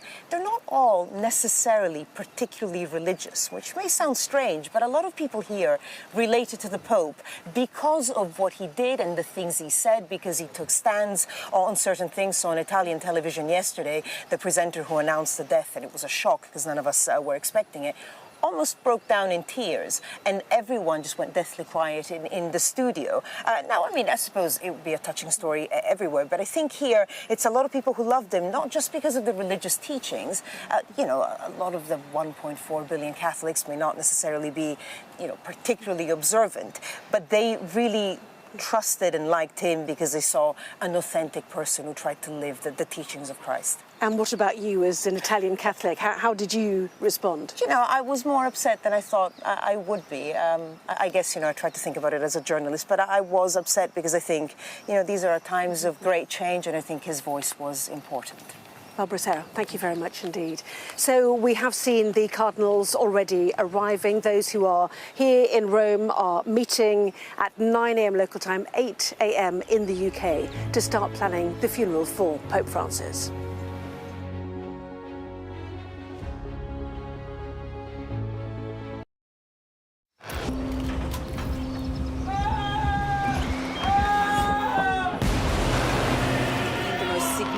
Day of this conflict. They keep telling us that they want aid. And this is what's left of it. Heavy vehicle.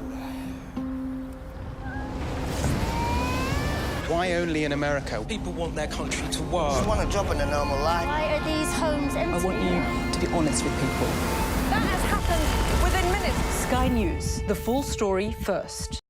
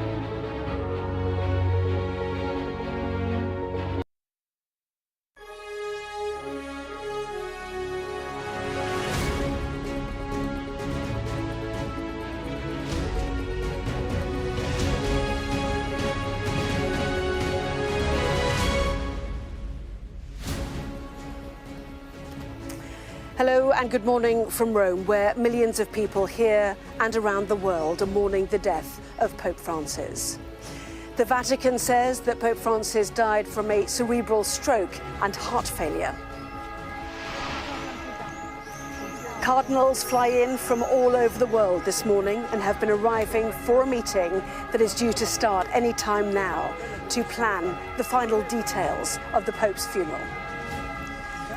Francis was hailed as the People's Pope, and the Catholic Church faces a pivotal decision over its future. But for now, St. Peter's Square is calm as people gather to pray and reflect on his life. Also ahead here on The Breakfast Show this morning, the government tells this programme there will be a statement in the Commons on the Supreme Court's gender ruling today. The US President ignites more chaos on the stock market after calling the boss of the Federal Reserve, their central bank, a major loser. And marching on to the Premier League, Leeds United and Burnley are promoted.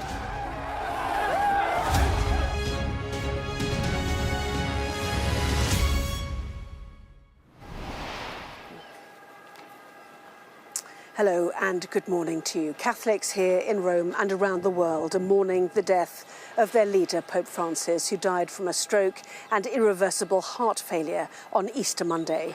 We've seen cardinals arriving this morning to meet at the Vatican to confirm the details of his funeral, which is expected to take place within the next few days.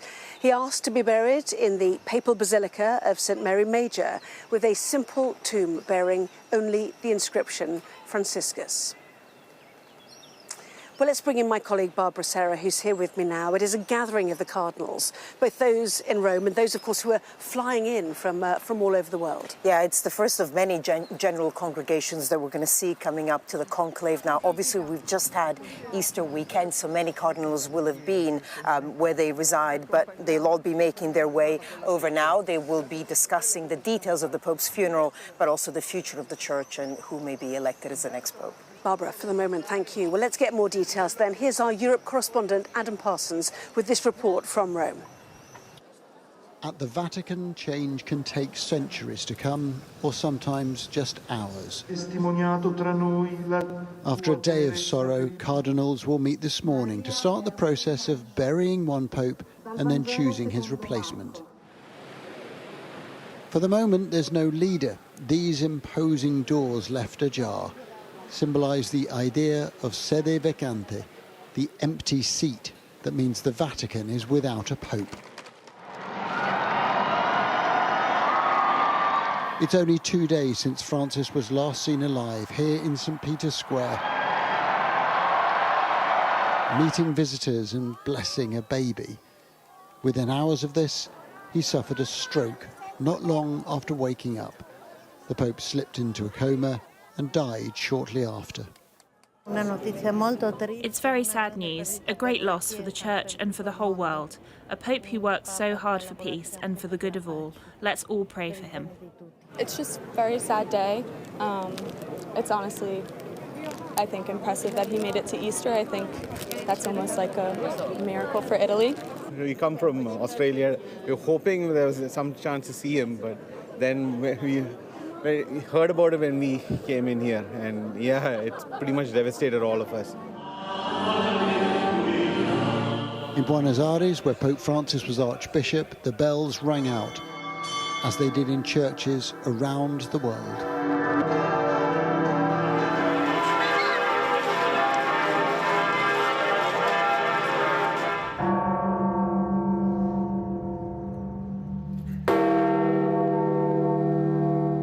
The first job for these cardinals will be to decide when the funeral takes place. The most likely option is Saturday, and there are many dignitaries who wish to attend, including President Trump, so the security will be tight. Pope Francis will be buried in a simple plot in his favourite church.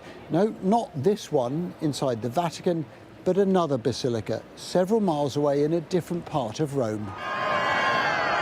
But that is only half the story. The Vatican is where the conclave will be held to determine who will succeed Francis. The old Pope is dead, the new Pope is awaited. Adam Parsons, Sky News, Vatican City.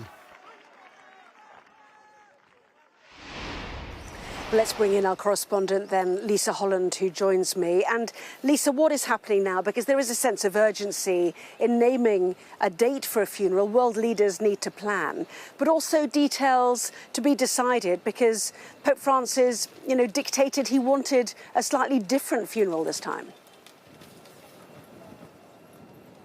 Yes, indeed, Anna. And what we've got at the moment is, on the one hand, these cardinals who are meeting to fine-tune the details of the funeral arrangements. And also at the same time, down here in St. Peter's Square, the process of grief is continuing.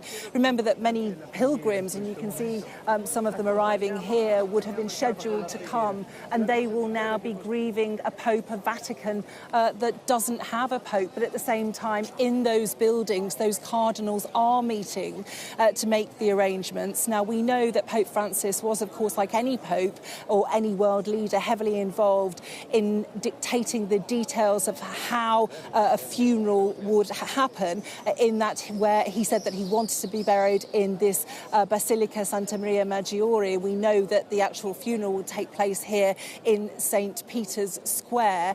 However, what the cardinals are doing today is meeting to decide the actual when this will happen. Now, we will expect an announcement, we think, sometime today as to the date of the funeral, but we know that that is generally within 4 to 6 days of the passing of a pope, so we would expect the funeral to take place towards the end of this week. Now, the cardinals who are meeting currently are the cardinals who are Rome-based, but in addition to that, there will be cardinals flying in from all over the world, plus, of course, the world leaders. Now, this is the ongoing process, the evolving process, the evolving details of the funeral. We know Donald Trump is coming, and Emmanuel Macron, and we will expect to hear other world leaders put up their hand to say that they will be coming too. I can't tell, I don't have this line. Lisa Holland live there in St. Peter's Square. Lisa Holland live there for us in St. Peter's Square, thank you. Well, the papacy, it dates back some 2,000 years, and the process to appoint the successor to Pope Francis is well established. Well, the papacy itself dates back some 2,000 years, and the process to appoint the successor to Pope Francis is well established. Now the Pope has died, the Catholic Church will be run by the College of Cardinals, a group of the Church's most senior officials. 135 of them are eligible to vote to select a new leader. The cardinals will travel from around the world to St. Peter's Basilica for a mass to invoke the guidance of the Holy Spirit. They will then process to the Sistine Chapel, where they'll take an oath of secrecy before locking the doors. This private meeting is known as the conclave. Inside, a series of secret ballots will be held to pick the next pope. They will eat, vote and sleep inside the closed-off areas of the conclave until they've selected that new pope. Technically, any baptised male Catholic could be chosen, but it is tradition that the cardinals will elect one of their own. 4 rounds of voting are held each day until one of the candidates receives 2/3 of the vote. If no one meets this quota, the ballots are burned with black dye in a stove near the chapel. But when the 2/3 majority is reached, the final round of ballots are burned with a different dye, producing white smoke and signalling to the world that a new pope has been chosen. Well, let's bring in our commentator, Alistair Bruce. We'll talk about the conclave in a moment, Alistair, but first of all, the cardinals gathering for this general congregation this morning. What are the sort of details they need to discuss and decide upon? The Dean of the College of Cardinals, Giovanni Battista Re, will have a very clear agenda, and that is to make sure that a decision is taken on what now happens in terms of the timing of both the funeral of Pope Francis and also when the conclave will begin. And at this congregation, they will also have the chance to look and read the Pope's last will and testament, as it were.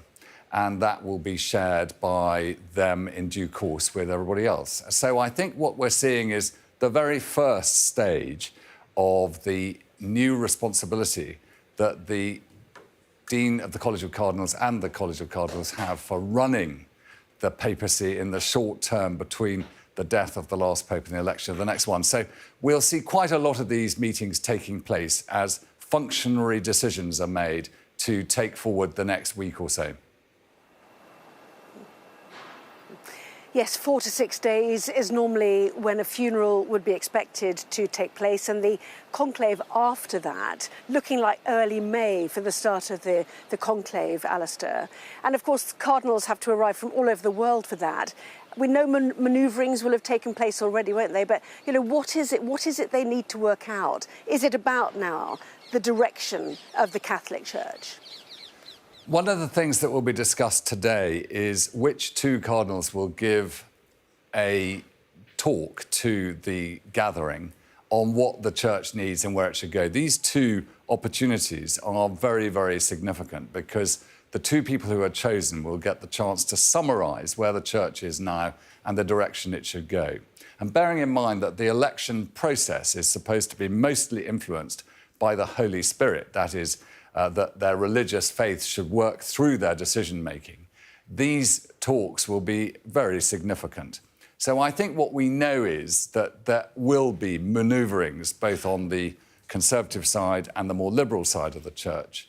There was undoubtedly a great change in the way that the Catholic Church operated during the papacy of Pope Francis, and people will either have been in favour of that or not. But bearing in mind that a great number of the electing cardinals were chosen by Pope Francis, but that doesn't necessarily mean that they would want to proceed with everything that he was pushing forward. Some of them will be of a different opinion. And it is only once those doors are closed and the cardinals have a chance to consider and look through all their options and look at the candidates among them to make their decision. Yes, doors closed, all elements, windows checked, we know, because it is an entirely secret process, is it not? Alistair, for the moment, thank you very much indeed. Well, Christians from Gaza's only Catholic church have also paid their tribute to Pope Francis. Throughout the war, the Pope phoned them every single day, as Nicole Johnston now reports. It is hard to find a place of peace in Gaza in the middle of this war. But here is one. The Holy Family Church in the north of the Strip. Gaza's tiny community of Catholics attended Mass to mourn the loss of Pope Francis. Yusuf. A Pope who called them every day, even from hospital. Sto bene, grazie a Dio. Mi scusa, è stato con la Santa Messa. Ah, con la messa. E dimmi, sì. Cosa avete mangiato oggi? Il pollo, le ali. Il resto del pollo, la salita. He lifted their spirits at a time when Gazans feel abandoned by the world. Pope Francis was outspoken on the war. In a statement on Easter Sunday, he called for a ceasefire, for the release of hostages, and aid for the, quote, starving people of Gaza. He also said unarmed civilians are targets for bombs and gunfire. The last call the church leaders received from Pope Francis was on Saturday night. More than 1 year and a half, and he called every day. He asked to us to help the people, to protect the children, and so in the name of the Lord and the Church, we try to continue to give this message of peace, of justice, of protection for every human being. Pope Francis supported Palestinians, prayed for them, and urged them to be strong. He also condemned rising global anti-Semitism and called for peace between both sides. We received the news and were in a state of great shock because the Pope was checking in on us daily. He doesn't just ask about the Christians, but about the Muslims as well. He asks about Gaza as a whole. There was a special bond between Gaza and the Pope. These nightly calls of comfort. A connection to the world. A smile, a laugh. Bye-bye. Hope when all feels lost. Nicole Johnston, Sky News, Jerusalem.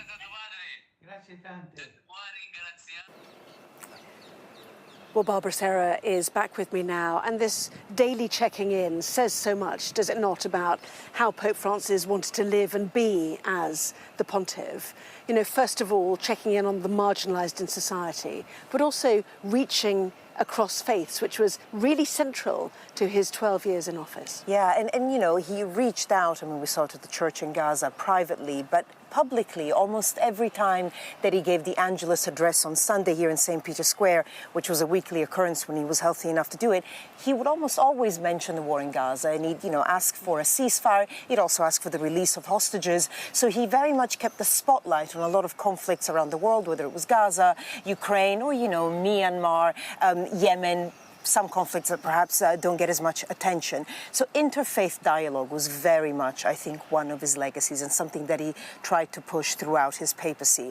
So he was the first pope to visit the Arabian Peninsula when he went to Abu Dhabi in 2019. He also signed a document about human fraternity with the Grand Imam Ahmed El Tayeb, who is one of the leading figures in Sunni Islam. He made a historic visit to Iraq, again during his papacy. So all these things really to try to build bridges with other religions, and a lot of it, you know, was very symbolic. It was the fact that he would go, the fact that you would have those pictures, those images that meant a lot. And so he knew that he only had soft power. I mean, the Vatican is just behind us. It's not that big, doesn't have an army. But he realized that it was the sort of mentioning of things, that he had an influence, and he certainly used that in foreign affairs. Indeed so. And on Sunday, of course, he mentioned some of those conflicts, Gaza, Ukraine, Myanmar, Yemen and others. But he also talked about migration, having just come from a meeting with the US Vice President. I mean, migration has always been, I think, one of his key issues. You know, if you think about his papacy, it overlapped with the 2015 migration crisis, you know, where in Italy that saw a lot of migrants arrive. He went to the island of Lampedusa, where a lot of migrants end up from North Africa. He also went to Lesbos in Greece, which again gets migratory routes.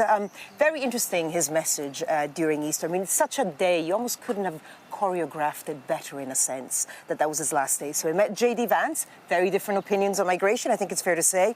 And he said, well, he didn't say it, but this was his message, how much contempt is stirred up at times towards the vulnerable, the marginalized, the migrants who come from distant lands, bringing unfamiliar customs, ways of life and ideas for all of us, our children of God. So again, a very, very clear message. So he met J.D. Vance, as of course he would, but, you know, it was a pope, you always knew where he stood. Absolutely. Donald Trump arriving, obviously, for the funeral, whatever the date is. That is under discussion, of course, right now. No doubt an announcement quite quickly, because those world leaders will have to plan, very much as St. Peter's Square is prepared too for the events to come. More from here a little bit later on. Right now, let's get more news from Wilfred. Anna, thanks so much, Anna Botting there for us in Rome. Right, it's time to talk to the opposition and get comments on all of the day's news. We're joined now by the Shadow Home Secretary, Chris Philp. A very good morning to you. Thanks for joining us. Good morning. Let's start with what you're announcing today. This is a proposed amendment to the government's crime and policing bill. Talk us through it. Yeah, so I'm very concerned that in recent years the police have been wasting colossal amounts of time on so-called non-crime hate incidents, which, as the name implies, are not criminal, but might include talking to people who've made a comment on Twitter about the trans issue. It's included even children having arguments in playgrounds. They've investigated and recorded those incidents, and I think that's a problem for two reasons. Firstly, it is wasting police time which should be spent investigating burglary or car theft or mobile phone theft and those kind of things. They're recording over 10,000 of these incidents a year, taking up 60,000 hours of time. I think that is time badly spent. It should be spent catching real criminals. And secondly, it risks infringing free speech, where they're investigating and recording what people are saying online. I think the only time the police should be recording non-criminal activity is if it is an immediate, or likely to be, an immediate precursor to real criminality, as you'd expect with any criminal offence or potential criminal offence, they should not be policing Twitter. They're not the thought police. This has gone on for too long, and it's simply got to stop. So obviously you're trying to achieve this change by proposing a change to a current government bill that's in the process of the crime and policing bill. But the thing you're trying to change has evolved over the last decade or so. I guess you'd have to acknowledge through a lack of legislation of this ilk from yourselves in government. Well, it's evolved over 25 years. It was first introduced in the early 2000s during the time of the Blair government, not on a legal footing. It was done in police guidance, essentially. Now, we tried about 2 years ago in government to tighten this up via a previous bit of legislation, but that essentially didn't work, so we need to go further and just abolish these things entirely, and that is the proposal that we're now making. We'll put it as an amendment to the bill now going through Parliament. We'll put it to a vote, and we'll find out if Labour are really on the side of common sense, if they're really on the side of making sure the police concentrate on real crime, not policing Twitter. We'll put it to a vote. We'll be voting for it on the Conservative side. We'll see what Labour do. But they've actually already come out just this morning saying they're not going to support it. So we can see that Labour are not on the side of common sense here. I guess maybe you can argue you're on the side of common sense now, but you failed to act on it for 14 years, as you said, if it started in the early 2000s. Yeah, we did legislate about 2 years ago, but that didn't work, speaking honestly, and that's why we now need to go further. I'm just being very honest about that. Which is good to hear. Let's touch on the Supreme Court decision last week. Do you welcome the decision ultimately? Yeah, I very strongly welcome it. I think it makes complete sense that when it comes to protecting women's rights, that it should be determined by biological sex, birth sex, when it comes to kind of female spaces like changing rooms, and when it also comes, frankly, to competing in competitive sport as well. That should be based on biological sex.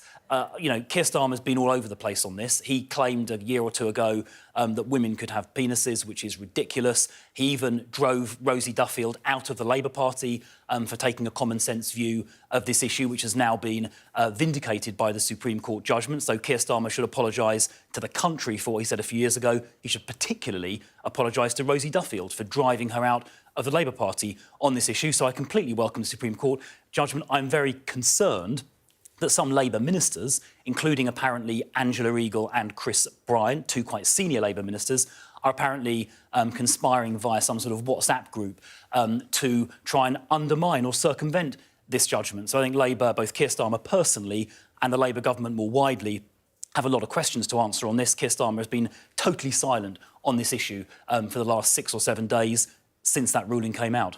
What did you make of some of the placards, the comments during protests that we saw over the weekend? Well, I think some of that... Clearly, I support the right to peaceful protest. Obviously, we're a democracy, we're a free country. However, some of the behaviour we saw crossed the line into the criminal. So criminal damage to statues just around the corner from where we're now sitting in Parliament Square is criminal. Yeah, criminal damage is an offence. Those people should be identified and prosecuted. There was a placard held up at one of these protests saying something like, the only good turf is a dead turf. Well, that is an incitement to violence. That is completely unacceptable. So those sort of behaviours, I think, should be prosecuted where the criminal threshold is met. Just to circle things back, though, based on what you're saying about non-crime hate incidents, if your amendment was passed and the law was changed, is some of the scale of protest that we saw yesterday something that you think should be allowed in the medium to long term? Well, I think there's a line which Parliament defines, right? What is criminal and what is not criminal. So, for example, defacing statues on Parliament Square is criminal damage. That is a criminal offence. There are certain types of speech which are also criminal. For example, inciting racial or religious hatred is a criminal offence. Expressing support for a banned terrorist organisation like Hamas is a criminal offence. Using abusive language to harass somebody is a criminal offence. So there are some things which are criminal. Parliament has decided where that boundary is. And, of course, in Parliament we can move that boundary by changing the law. And the police should be policing to that criminal boundary, not going after, journalists like Alison Pearson, who was debating on Twitter the trans issue, or children involved in playground arguments. And under the non-crime hate incident framework, as it stands today, the police have been wasting their time on all of that kind of thing, which is not what the police is here for. They should be catching real criminals, and that's why we've got to abolish non-crime hate incidents. Chris Philp, good to see you today. Thanks for stopping by. Thank you. Right, let's have a look at the weather now. A bright start and always a warm welcome. The weather, sponsored by Qatar Airways. The next couple of days will bring showers or more prolonged rain, but eastern parts look drier from Thursday. It's mostly fine now, although chilly and locally foggy, but western Irish coasts are wet and windy. The western half of Ireland will see strong winds and sometimes heavy rain taking over by midday. Most other places look fine, but a few mainly light showers will develop. The Northern Isles will be dull and damp, and it will be a bit warmer. Northern Ireland, the east of Ireland and southwestern Britain will turn wet and windy later, while the west of Ireland will brighten to sunny spells and the odd shower. Showers elsewhere will fade towards evening. A bright start and always a warm welcome. Qatar Airways sponsors the weather. So to come here on The Breakfast Show, we'll have the very latest live from Rome and discuss the legacy of Pope Francis as funeral preparations get underway.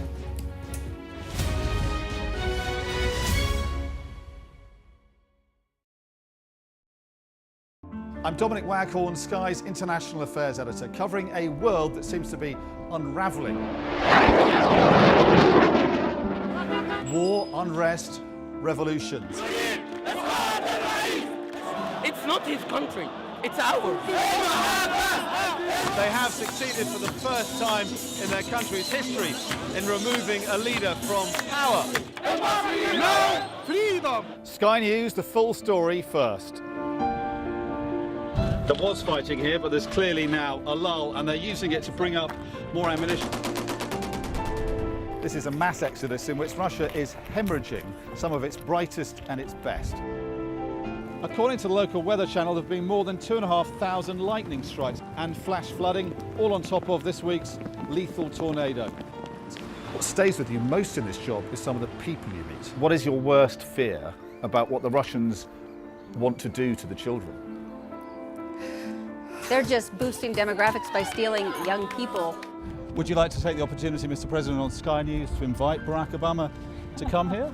Mr. Trump, are you running for president? Can you confirm it? We're going to take a look, a very serious look. On that day, we saw your fighters killing women, killing children. Was that a mistake? Did you go too far? You couldn't control your fighters? The full force of the state is being used to crush any protest. Free wherever you get your news. It's half an hour now past the deadline that Hamas issued, and we've now seen a third barrage of rockets coming in. Another alarm. The mood here is jittery and nervous.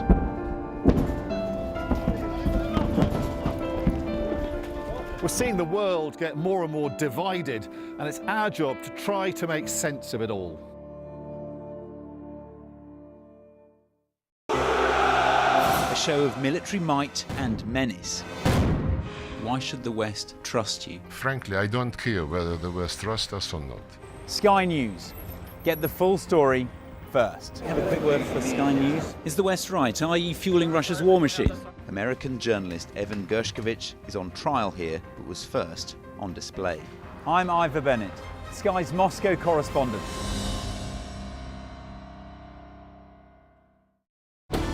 Jubilation in the streets, while some emotional. This is a political victory for Prime Minister Modi and his Hindu Nationalist Party. I'm Neville Lazarus, and I'm Sky's reporter based in Delhi. Companies like these are helping India in its trajectory to be a serious player in space exploration. Sky News, get the full story first.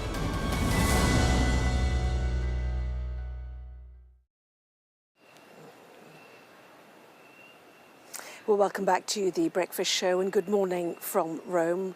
Catholics around the world, of course, are now mourning the death of their leader, Pope Francis, who died from a stroke and heart failure on Easter Monday. Cardinals are meeting this morning at the Vatican to confirm the final details of the Pope's funeral, which will be attended by leaders from around the world. And Catholics gathering already this morning in St. Peter's Square to pray and to reflect on the life of Pope Francis.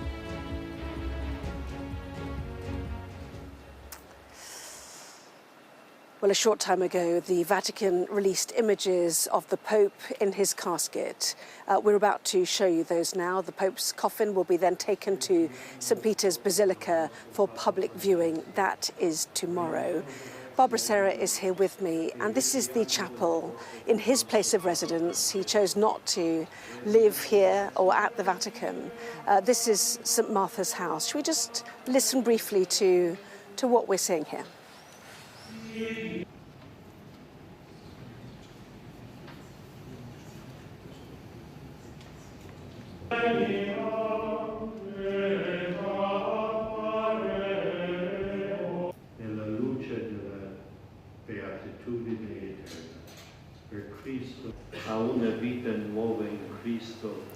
So, Barbara, releasing pictures there of a simple casket. We know he's made major changes, hasn't he, to what he wants, to show that humility by which he lived his life. Absolutely. And the fact that he lived in the Santa Marta residence, in a way, shows that he lived in a more humble way than popes had before him. So that is the chapel of the Santa Marta residence. You know, the chapel where, in his moments of solitude, he would go and pray by himself, very much, you know, the chapel that he would go to the most. So we see the open casket surrounded by Swiss guards, also some key members of the clergy, Pietro Parolin, who's the Secretary of State, we saw a little bit earlier, the Camerlengo as well, Kevin Joseph Farrell. Now, the Camerlengo is this word we're hearing a lot. That's basically the person who is in charge of the administration of the Vatican until a new pope is elevated. We also saw the Archbishop, Master of Ceremonies, Diego Ravelli, and also another Master of Ceremonies, Lubomir Velnitz. So they are surrounded by the Swiss guards. This is the second phase of the funeral, if you will, where now, so that the body is here at the Santa Marta residence. Forgive me, the second phase will begin tomorrow, when we expect the open casket to be taken to St. Peter's Basilica. And I was just in St. Peter's Square a little bit earlier, and already they're putting up barricades and all sorts of, you know, because they're expecting loads and loads of people to show up, thousands if, you know, the previous funeral of Pope John Paul II is anything to go by, for the faithful to be able to pay their last respects. But even the fact that they're releasing this picture, you know, the Pope was very interesting throughout his illness, and he was taken to the Gemelli Hospital the 14th of February rather. You know, a lot of us thought he would make it. He was obviously very, very ill, but he was very open about his illness, and I think here you can see as well, he wants to be very open, and he left very detailed instructions about how he wants his funeral to be, just to show the reality, you know, of weakness in life and then of death. And why did he not want to live, you know, in the apostolic residences here? Because he did describe that actually, when he heard the news that Benedict XVI had resigned, he was so shocked, and he was called to the Vatican, somewhere he said he chose not to go to, and then he thought if he lived actually inside the Vatican, he would have to, using his words, call in a psychiatrist. So what was it about this place that he didn't warm to? I mean, it's so funny because we're all now trying to predict who the next pope will be, but it's interesting that Pope Francis was elected pope, you know, by a conclave that was created by two very conservative popes. So I guess the lesson in that, you know, we can never really guess who's going to be made pope. So the Santa Marta residence is technically still within the Vatican, but it's not the apartments that the pope would usually reside in. I think it's just the way that he always wanted to live his life and just lead by example. I think that's why so many people relate to him. And there's an anecdote that I heard lots of times in the Vatican, which I find quite funny, that a lot of the senior members of the clergy never wanted to invite him over for dinner because they feared if they invited over him for dinner and then he might see that they live in opulence, he might ask them to tone things down a bit. So obviously, you know, that's something that he lived by, and now that we're seeing in his death as well. Yes, some very moving pictures there. Well, let's discuss now the Pope's legacy, the legacy of Francis. I'm joined now by Georgia Clark, a commentator at Catholic Voices, and from Ireland by the editor of the Catholic International Weekly Review, the tablet, Brendan Walsh. Good to speak to both of you, just reflecting on those pictures from his home at St. Martha's house. But Georgia, to you first of all, even last week, Maundy Thursday, going to visit a prison, wishing to bathe the feet of prisoners in reflections of Jesus, you know, admitting he was unable to do that. But he suggested he wanted to do that because it showed he was in the service of people. Is that really fundamentally his legacy? I think absolutely. He has been known as a pope of the people, and I think particularly a pope of the peripheries. Last year, we saw that he washed the feet of 12 inmates in an all-female prison. It's the first time that all women's feet were washed. And to see that he's continued that. And I think right to the end, it said of Jesus that he loved his own in the world and he loved them to the end. And I think we see a beautiful example of that in Pope Francis.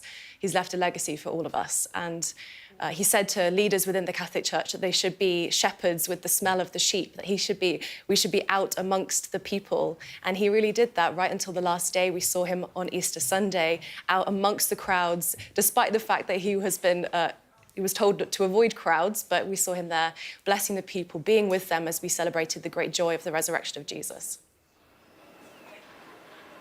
Yes, most definitely avoiding his doctors on that day and their advice, as you say, to stay away from crowds because of the risk of infection and exhaustion. Going around in the Pope Mobile in St. Peter's Square with children, babies once again being held up to him to be blessed. But Brendan, the word we're sort of hearing is the humility of Pope Francis. And how much will that be shown in his choices for the funeral and burial? The discussions currently underway inside the Vatican by the cardinals based in Rome. Hello, good morning. Happy Easter. It's lovely to look at those pictures of those faces of Francis. And every week when we're putting the tablet together, we try to pick out a picture of him. And they just look so changeable, don't they? And there's humility there, but there's so many other expressions. There's good humour and joy and mercy and tenderness. Sometimes he looks a bit cross. He's just such a human face. And all that mix that we'll see now, that's the legacy, I think, that he's given us. And I think it's this legacy, Anna, of a sharp contrast between the message that the Pope has left us, this message that Georgia was talking about of humility and mercy and tenderness in a world that just seems so riven and violent and full of hostility and resentment. And it's just that we've lost something that was so refreshing and different, I think, and that the world really was hungering for and desperately needs. And I think that is part of the sadness that so many people are feeling inside and outside the church this morning. Well, the way you're describing it, Brendan, it's as if he was, a leading liberal voice. Is that how Pope Francis should be seen? And is it fair to say he may have changed the dialogue, but he didn't necessarily change the doctrine? Sure, it's interesting. People are wrestling with that a lot about this legacy. And to me, Anna, it's almost as if he changed everything and changed nothing at the same time. And it's very hard to get your head around that kind of mysterious Catholic thing, if you like. The way that we plant our feet in the ground is the same, but somehow we see the world in different ways and different things, and it can look so different. To some, it looks sort of liberal and annoyingly wobbly doctrinally, and he's a communist because he talks about social justice. And to others, he seemed to be frustratingly stubborn and refusing to change things. And that's part of the whole sort of whirl around this papacy. Was he a kind of a disappointment because he wasn't liberal enough? Or was he a disappointment because he was a communist and a heretic? And, we'll be arguing about that, I think, for forever. Well, this is the great wrestle, isn't it, Georgia, of the Christian faith? Do you modernise? Do you keep your traditions? Do your traditions make you stronger? What do you think this Pope did in terms of changing the Catholic Church? I see Pope Francis giving a really human element to the papacy and a really human element of what it means to be in ministry within the church and to lead the Catholic Church. And he also gave us a vision of being missionary to really reach people who otherwise aren't being reached by those in the faith and those in leadership within the church. And as someone who works with young people, I've found in Pope Francis just such a wonderful example of how to listen to the needs of people, not to impose what we think that they might need, but really to listen, to accompany. He was very keen that we intentionally accompany people in their walk of faith and not to expect that people will sound like us and believe all the same things as us, but just simply to be with people. And I think that that is something that I'm taking into my own ministry. I'm seeing it in churches throughout the UK and throughout the world. As people continue to welcome people into the Catholic Church, it's usually through accompaniment. And so I've changed my own ministry with young people to be less strictly catechetical, strictly teaching, but to mentor young people and to encourage them to share their concerns, share their doubts, share their questions. The questions are welcome. And I think Pope Francis has given us an example of that, to really deeply listen and to accompany people. Very interesting to hear your thoughts, both of you. Georgia Clark and Brendan Walsh, thanks very much indeed. Talking there about young people, let's head to one of those now, a trainee Catholic priest, Machia Ahmed, who joins me also. So we know that amongst the young, Pope Francis had what was described as a good brand, you know, green issues, the environment, you know, some of the interfaith elements, the poor, the marginalised in society. You know, what for you inspired you to join the church, and what did Pope Francis mean to you? I mean, what inspired me to join the church is, well, to join the mission to save souls. You know, that is fundamentally the church's goal. And Pope Francis, you know, he encapsulates that so well. There's a story of when he was made bishop in Buenos Aires. He looked after some of the poorest parts of the regions in some of the favelas, and there were gangsters who were threatening to kill his priests. And Pope Francis went down there and just walked amongst the people, spoke to them, spent the day there. Actions like that, you know, that sometimes speaks louder than words. And that's something that I aspire to, something that I'd love to, God willing, if I'm called to the priesthood, to do. Mm. Well, there is that irony slightly, isn't there, that Pope Francis was amongst the oldest to begin his papacy in 2013. He was, you know, well into his 70s. And yet this high level of popularity amongst the young, it drove possibly more people to the Catholic Church. Numbers went up during his papacy. So what is it, do you think, that attracts what he did to young people? Specifically, to be honest, he does exactly what St. Peter did, what John Paul II did, what Benedict XVI did. He proclaimed the good news. What I mean by that is that, you know, Jesus has come down, he has died for us. God was made man and died for us. But then on that level is how he's communicated this. He's sort of the first pope in this really social media era, and he's been experimenting. Don't get me wrong, sometimes he made mistakes with it, but he's really hit it sometimes with young people, and he's got them inspired. When you're able to communicate to the youngest person who's dealing with depression or anxiety, and you say that God is here, Jesus is specifically with you, he adores you, and he wants to, you know, make you who you are. I mean, how can you not hear that and then not be inspired? We know that he also diversified the College of Cardinals with an eye on the global south, making the church globally more inclusive, if I can put it that way. Are you concerned about who might be the next pope? Do you have in mind the direction that you would like the Catholic faith to travel in? There's this old saying where, you know, humans make plans and God laughs. You know, of course, in the back of my mind, I think, you know, who could it be? Oh, I like this way this person thinks or does things. But in the end, it is down to the Holy Spirit. You know, the Holy Spirit works through us flawed human beings. And if we look at the church too politically, like sometimes it can be depicted, then it just becomes this almost like presidential election, but it's more than that. You know, the Holy Spirit is coming down to give us a pastor, a shepherd of the people. And that's what I want. I want someone who is holy, who is fully given themselves to Christ and to the church, as Pope Francis did. That is the key things. All the other issues that might come up and things that changes, okay, fair, that's there. But someone who is going to get people to heaven, who's going to inspire people, That's what we want, period. Well, the Vatican has called him the Pope of Mercy. How would you describe him, just quickly? Papa, just Papa, the inspirer. Yeah.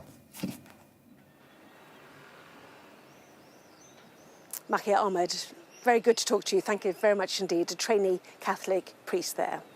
Well, plenty more to come on Breakfast. We'll be back with more Live from Rome as millions of people here and around the world mourn the death of Pope Francis.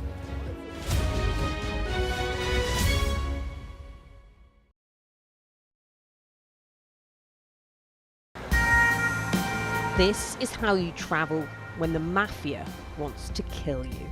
He's almost given up his own freedom, but that's the price he's willing to pay. Here, they don't just arrest and 'Ndrangheta mafia members, they also live among them. Time after time, I've seen the devastating impact of extreme weather and climate change.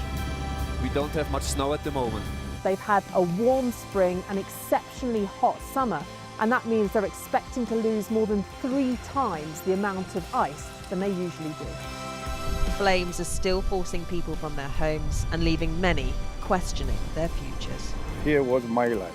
We have nothing. I can't say anything, it's so sad. This disaster is testing the resolve of everyone on this island. The only way out now is by boat. Everything you see is devastated, and the misery being felt by people living here is repeated in towns and villages across Central Europe. Sky News, get the full story first. Turkey is burying its dead. The loss is profound. Whole families died in this collapse, generations wiped out.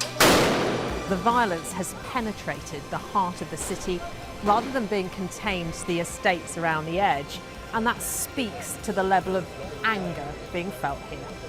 In Sweden, police have seized a lethal stash. This is just a small sample of the deadly arsenal taken off the streets. This is an example of an advert, really. Anyone of any age could say, I'll do that for £1 million, and then have to go and shoot someone. Yes. I'm Siobhan Robbins, Sky's Europe correspondent based here in Berlin.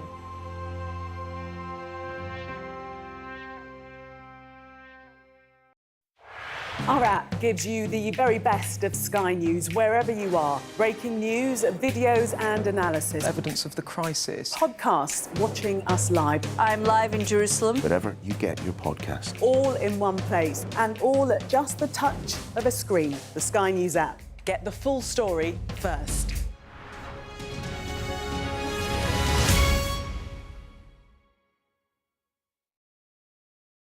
Play Sky News. From the Sky News Centre at 7. Now that you're up to date, we can go into a bit more detail. Things can change incredibly quickly. Taken by surprise. Have you ever known a moment like this in British politics before? Yes. Cheers. We'll start with breaking news. Let's get the latest on the ground. So, by the end, we'll hopefully all understand what's going on in the world just that little better.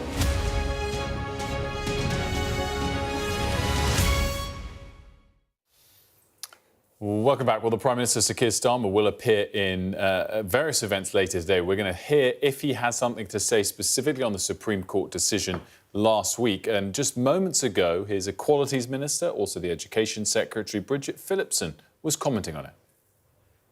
We welcome as a government the clarity that the Supreme Court have delivered and that sex is determined by biological sex. That is an important clarification, and it means that service providers, for example women's refuges and rape crisis centres, can be absolutely confident. And can trans women use female bathrooms? The Supreme Court was clear that provision is on the basis of biological sex. That applies right across the board. But the Equality and Human Rights Commission will also be setting out additional guidance in a statutory code of practice that will ensure that businesses do provide appropriate facilities for all people so that everyone has safe and dignified support. What about some of your fellow MPs with the ruling, like Minister Angela Eagle and Eagle Chris Bryant, have privately voiced concerns, saying MPs need to organise and query the ruling, and appalled by the heading of the European Convention of Human Rights comments. What are your messages to them?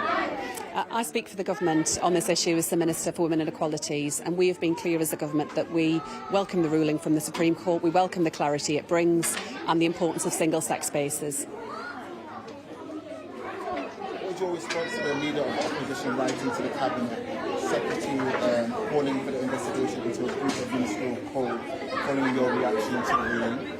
Well, that will be dealt with in the usual way, but I used to run a women's refuge before I entered Parliament, so I know more than most how important it is that women have access to single-sex provision, particularly where they've experienced sexual violence or been on the receiving end of male violence. So I don't need any lessons on that. And just last question, will you pay tribute to the women who fought for their rights and led the Supreme Court's clarification last week? I do recognise the important work of campaigners in bringing this clarity. Over many, many decades, women have campaigned for single-sex provision because we know that how important it is, particularly following male violence, that women have access to safe spaces, for example, women's refuges and rape crisis centres. And this ruling puts that beyond doubt, and providers can operate with absolute confidence. Bridget Phillipson there just moments ago. Mari's here with me to discuss that. Mari, I don't know what your key takeaway is. It was quite hard to hear the questions, but the one line that really stood out to me is saying, I'm the Equalities Minister, I speak for the government, quite possibly a response to being asked whether the Prime Minister would add clarity later today. Either way, what were the key takeaways for you? I thought her last answer there about whether she would pay tribute to the women who campaigned for that Supreme Court ruling, I felt she gave a lot more away than Stephen Morgan earlier on the Breakfast Show. She said that she understood the important work that they had done, which felt like a very soft, subtle way of saying that she welcomed and maybe commended some of their work that they've been doing.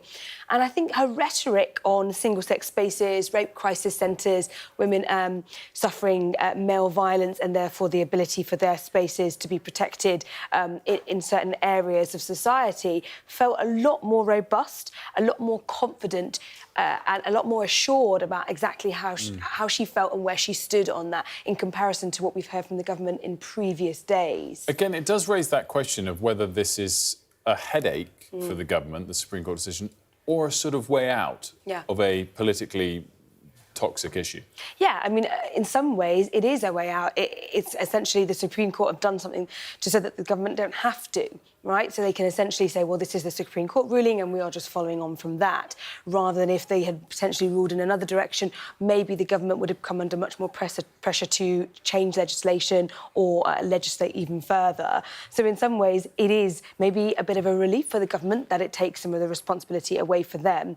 But nonetheless, it feels that what we're hearing just then from Bridget Phillipson was quite different from what we've seen from the leaked WhatsApps from Angela Eagle and Chris Bryant so far. And it feels to me that perhaps this is the government position slightly shoring up where they stand on this and where the line will be on that. Really interesting. Mario, as always, thanks so much. And we'll see if the Prime Minister comments on this throughout the course of the day with his various meetings with the New Zealand Prime Minister throughout the course of today. Right, time for some of today's other headlines now. US stocks and the dollar both tumbled yesterday after President Trump hit out at the Federal Reserve Chair. The US President said Jerome Powell was a major loser for not lowering interest rates. Earlier on the programme, Megan Morris from Business Insider explained how those remarks were worrying the markets.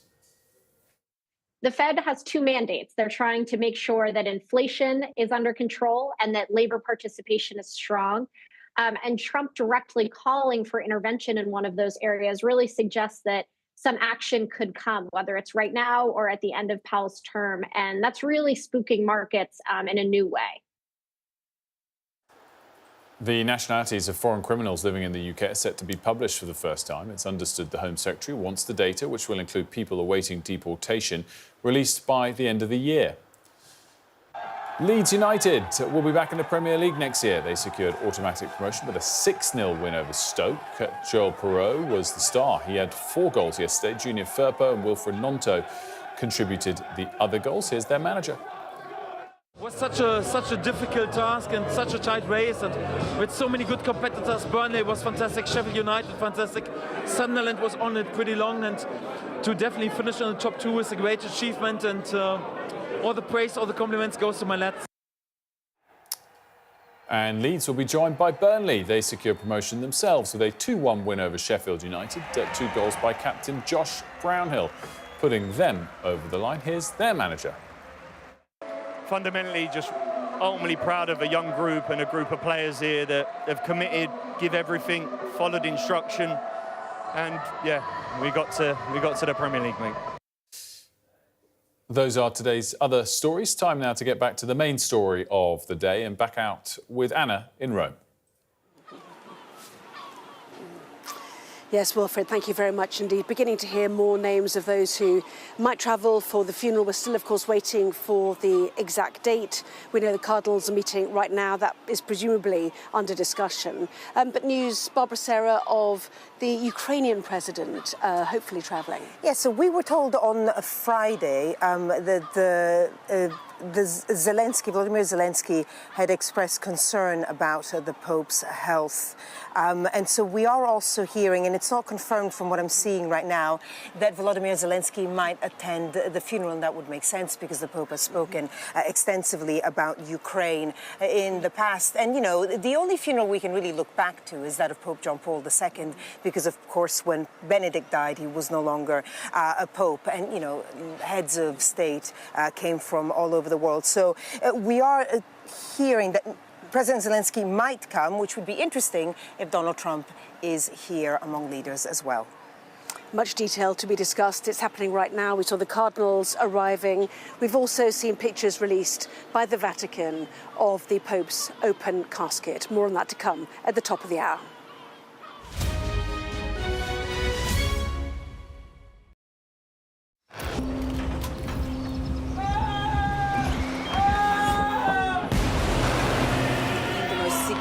Day of this conflict. They keep telling us that they want aid. And this is what's left of it. Tanks, heavy vehicle.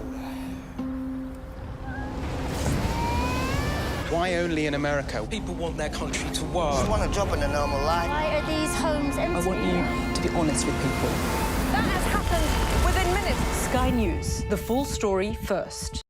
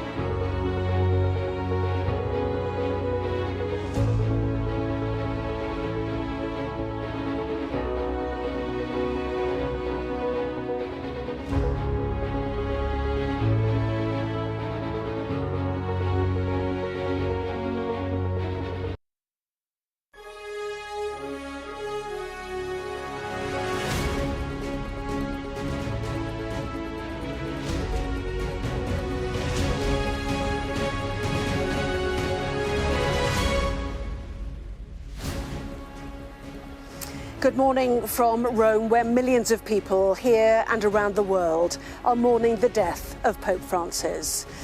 The Vatican shares images of Pope Francis in his casket as preparations for his funeral begin. Cardinals are flying in from around the world this morning and are meeting now to confirm the final details.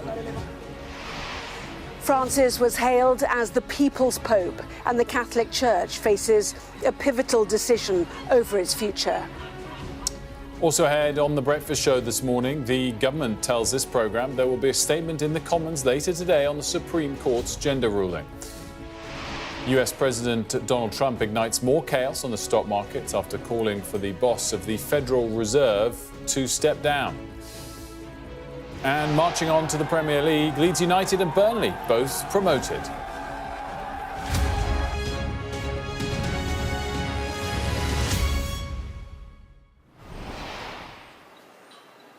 Hello there and good morning to you. Catholics here in Rome and around the world are mourning the death of their leader, Pope Francis, who died from a stroke and irreversible heart failure on Easter Monday. Well, we've seen cardinals arriving this morning to meet at the Vatican to confirm the details of his funeral, which is expected to take place within the next few days. A short time ago, the Vatican released pictures of the Pope in his casket. We are about to show you those now. The images show him in a wooden casket in red vestments and his bishop's mitre. The Pope's coffin will be then taken to St. Peter's Basilica for public viewing. Well, my colleague Barbara Serra joins me now, and that public viewing is a really important moment for pilgrims to pay their own respects. But these pictures now just remind us what we're seeing here and where this is. Exactly. So this is the Santa Marta residence where the Pope lived. You know, he didn't want to live in the big apartments meant for popes, so he chose somewhere a bit simpler within the Vatican, and that is the chapel. So that would have been his private chapel where he would pray in moments of solitude. Now, this is the first phase of the funeral. So the Pope is lying there, open casket, of course. Some people we can recognize around him, the Swiss Guards, of course, Pietro Parolin, who's the Secretary of State, and also the Camerlengona, that is this figure that is technically in charge of the admin of the Vatican until there is a new Pope. So we can see the Pope there in the open casket, and this is before tomorrow when we expect the body to be taken to St. Peter's Basilica, and that is when thousands of people, and I have to say we've seen some people gathering already because the queues will be enormous if the funeral of Pope John Paul II is anything to go by. That is when people will have a few days to be able to, in a procession, go and pay their final respects to the Pope. So that is due to happen on Wednesday. So just confirmation indeed of that time. The Vatican just releasing a statement suggesting that that will happen at 9 a.m. local time. That is 8 o'clock in the morning in the UK. The coffin with the deceased Roman Pontiff Francis, this is the Vatican statement, will be transferred from the chapel of the Domus Sanctae Marthae, Martha's Chapel, to the Papal Basilica of St. Peter. And after the moment of prayer presided over by His Eminence the Most Reverend Cardinal Kevin Josin Farrell, he is the Camerlengo of the Holy Roman Church, that transfer will begin. They take us through the route as well. The procession will pass through Piazza Santa Marta and Piazza del Protomartiri Romani. From the Arch of the Bells, it will exit into Piazza San Pietro and enter the Vatican Basilica through the central door. So 8 a.m. UK time, Wednesday morning, for that procession to take place from where Pope Francis lays at rest now, to be moved into the building behind us, and that will allow those who, many of whom can travel from around the world, Italians too, will want to come and pay their respects to Pope Francis. Absolutely. And you know, it's a funny time because obviously we've just had Easter weekend. It's also Jubilee year. So you always have tourists, you always have pilgrims in Rome, but you probably have more, you know, you have had normally more here than normal. And also everyone is waiting for the funeral as well. We're expecting a lot more people to come. Now, unconfirmed confirmed by the Vatican, but again, Italian media is going with Saturday as the possible day of the funeral. Again, not confirmed by the Vatican, but a lot of sources within Italian media and most of the leading newspapers are going with Saturday as the date. Yes, and learning in the last 20 minutes or so that the Ukrainian President Volodymyr Zelensky also intends to travel as well. So we're beginning to get the names of those who want to come and indeed the details of the days ahead. So let's bring in our correspondent, Lisa Holland, who joins me now. So it will be 9 a.m. local time, 8 a.m. UK time tomorrow that the Pope's body will be moved into St. Peter's Basilica behind both of us. And those are the details that are being discussed right now by the cardinals. What else are we expecting to learn? Yes, we've seen this handful of Rome-based cardinals begin to gather this morning because, of course, we know the template of the funeral. We know the broad picture of what will happen over the next week or so. But what we're waiting for now is the timeline, the details, and, of course, bits of information coming through to us about exactly who will attend. And we will expect that big announcement of the confirmation of the date of the funeral. But, you know, here in the square, there's lots of talk about legacy and who will be the next pope, but there's also just a huge amount of emotion. I mean, I've just been talking to a lady here who's a nun who's been living in Rome for the last 15 years, and she just come from viewing the Pope's body because she works in the Vatican as a translator, translating the Pope's messages from Italian and Spanish into Hindi. She was invited along with other members of staff before the Pope's body is laid out in public to privately go. Those members of staff, people who worked alongside the Pope, and there were tears in her eyes. She just said it was a very, very emotional moment. For them, the Pope, of course, is a human being, not just a distant spiritual global leader of 1.4 billion Catholics. So, you know, here in the square, the business of the Church continues in parallel to what's going on in the higher echelons of deciding who will come amongst the global leaders, who will get invited and when the funeral will be. But here people have come as pilgrims. Remember that this is the Jubilee year for the Catholic Church, a very special year, once every 25 years. Pilgrims come seeking atonement by stepping over the front doors of the Vatican, and those pilgrimages are scheduled and they are continuing, and some 30 million people anticipated to come to Rome anyway this year. And I think there'll just be very many other people who just want to be close to the seat of power in the Catholic Church at this difficult time of transition. Lisa Holland, thank you. Well, the papacy itself dates back some 2,000 years, and the process to appoint the successor to Pope Francis is well established. Now that the Pope has died, the Catholic Church will be run by the College of Cardinals, a group of the Church's most senior officials. 135 of them are eligible to vote to select a new leader. The cardinals will travel from around the world to St. Peter's Basilica for a mass to invoke the guidance of the Holy Spirit. They will then process to the Sistine Chapel, where they'll take an oath of secrecy before locking the doors. The private meeting is known as the conclave. Inside, a series of secret ballots will be held to pick the next pope. They will eat, vote, sleep, all inside the closed-off areas of the conclave until they've selected that new pope. Well, technically, any baptised male Catholic could be chosen, but it is tradition that the cardinals will elect one of their own. 4 rounds of voting are held each day until one of the candidates receives 2/3 of the vote.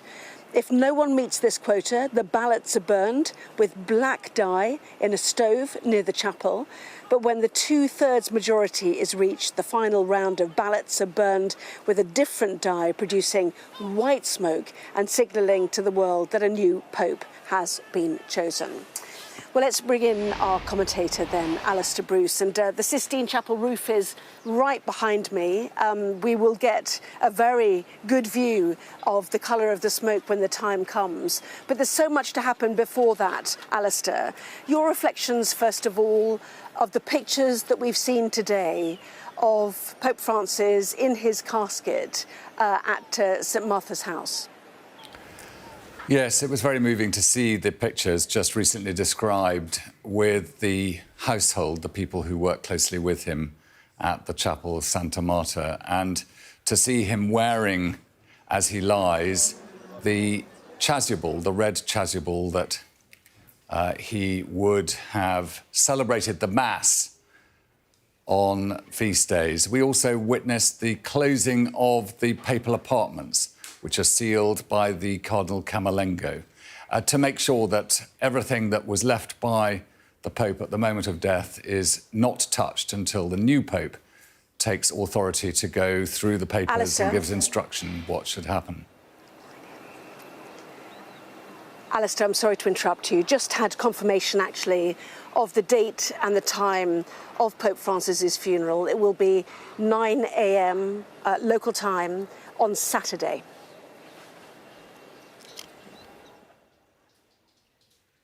Well, that is the perfect time for this. It gives plenty of thoughtful preparation, seeing him ready for that moment of his funeral, laid out in his private chapel, wearing, as I was saying, the chasuble of red, which is a sign of the Passion of Christ, the papal mitre, his pallium around his neck, and holding his rosary, ready, as it were, to celebrate the Mass, which for any priest is the highest honour, and to represent Christ at that Mass. And so, surrounded by his household in the private chapel where he spent so much of his time, where written above the altar in Latin are the words, "Come, Holy Spirit, fill the hearts of thy faithful."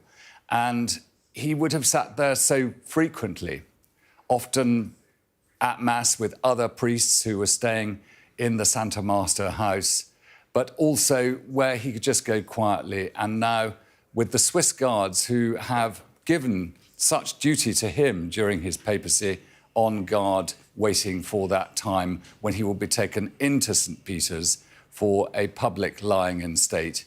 And then, as we know, the funeral on Saturday in the morning. Yes, I think it's actually 10 a.m. local time. So my mistake. So 9 a.m. UK time. And just a reflection on when we see the body moved to St. Peter's Basilica and the procession of people who will be queuing to pay their respects. I was here, as Barbara Sarah was, for the death of Pope John Paul II. You know, it's really moving for people to get close, is it not? And to be able to say their thanks to Pope Francis. I think the process of conveying the body to St. Peter's will itself be very moving. The way in which the ceremonial is done, the singing of the choir, the calling again of the Holy Spirit to be present, the summoning of all the saints from the history of the Catholic Church who are asked to pray for the Pope in his repose.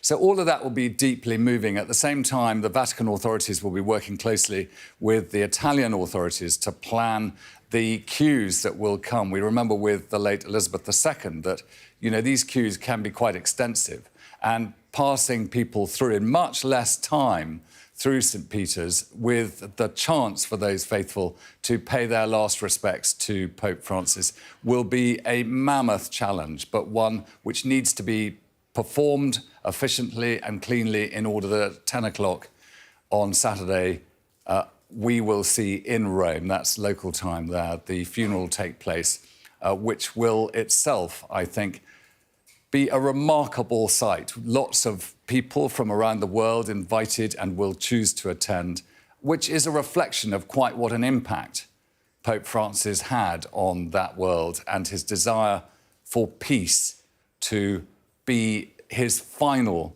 and lasting legacy. Alistair Bruce updating us there. Thank you very much indeed. Well, Barbara Sarah is here with me now. So 2 dates, 2 times we now know. We know that the Pope's body will move from where it is now in the chapel at St. Martha's House, where he resided, at 9 o'clock on Wednesday morning. And now we know also, confirmation as the Italian newspapers had hinted, that the funeral will be on Saturday. Exactly, and I'm looking at Twitter and some of the Italian Vatican journalists, and they're going with 10 o'clock local time, which obviously is at 9 o'clock in the UK. I mean, we are seeing this meeting of the General Congregations of Cardinals obviously obviously pushing forward with their details for both the funeral and also the second phase of the funeral, which will be the lying in state in St. Peter's Basilica, which again starts tomorrow, Wednesday, at 9 a.m. local time. And we've just had the pictures released of the Pope in his casket in the Santa Marta residence, in the chapel within it, a very personal place for him. That's where he lived, the Santa Marta residence, and that chapel, his personal chapel, where he often would have gone just for moments of meditation and prayer. So a lot of details coming out now, and I think this will really be the signal for a lot of people to make their way to Rome now that we have a date. We are expecting many, many more to come. Rome is full anyway because it's Jubilee year, because you have tourists, because it was Easter weekend. But, you know, we are expecting thousands and thousands to gather here, both for the lying in state, but also for the funeral, which will see not only pilgrims and Christians from around the world, but also a lot of leading political figures as well. Mm. And the symbolism of what we're seeing here, the bishop's mitre, the red vestments, the wooden casket as well. There's a simplicity of Pope Francis, the idea that he continued to wear his bishop's cross, that he wanted to be rooted in where he came from and what he saw there, that he wanted to speak to the poor, to the marginalised, to the periphery, in effect, of society. Well, you know, I think he lived up to the name that he chose as Pope, which is Francis, and he did that during his papacy. He did it towards the end of his life. I mean, you know, it was quite something to see the Pope in St. Peter's Square driving with the Pope Mobile, you know, among the people that had gathered there for Easter Sunday, and then literally died a few hours later, showing that he spent his life devoting it to what he saw as the work of Christ. So perhaps it's no surprise that this will continue in his death. We know that he wants his coffin to be quite simple and just with the writing Franciscus on it as well. And even showing the pictures that we were seeing now, these are pictures from yesterday in St. Peter's Square, but the pictures that we were seeing a little bit earlier with the open casket, and it's going to be an open casket in St. Peter's Basilica as well for the lying in state. He did not shy away from showing the reality of his illness, the reality of his frailness, and now I guess he also wants to show the reality of death. And there's an honesty to that, of course, is there not? In terms of who will be coming, President Zelensky of Ukraine, we understand, Donald Trump, obviously, too.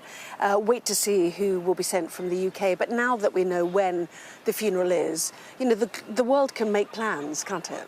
Absolutely, and you know, we have in the past seen many heads of state make their way for the funeral, and not just people from necessarily Catholic countries. And because the Pope did so much in fostering better relations, especially with the Muslim world and other religions, it'll be interesting to see actually who we do see come to Rome. And I think we may see, or I think he would probably want to see, a more diverse congregation than we have seen in the past.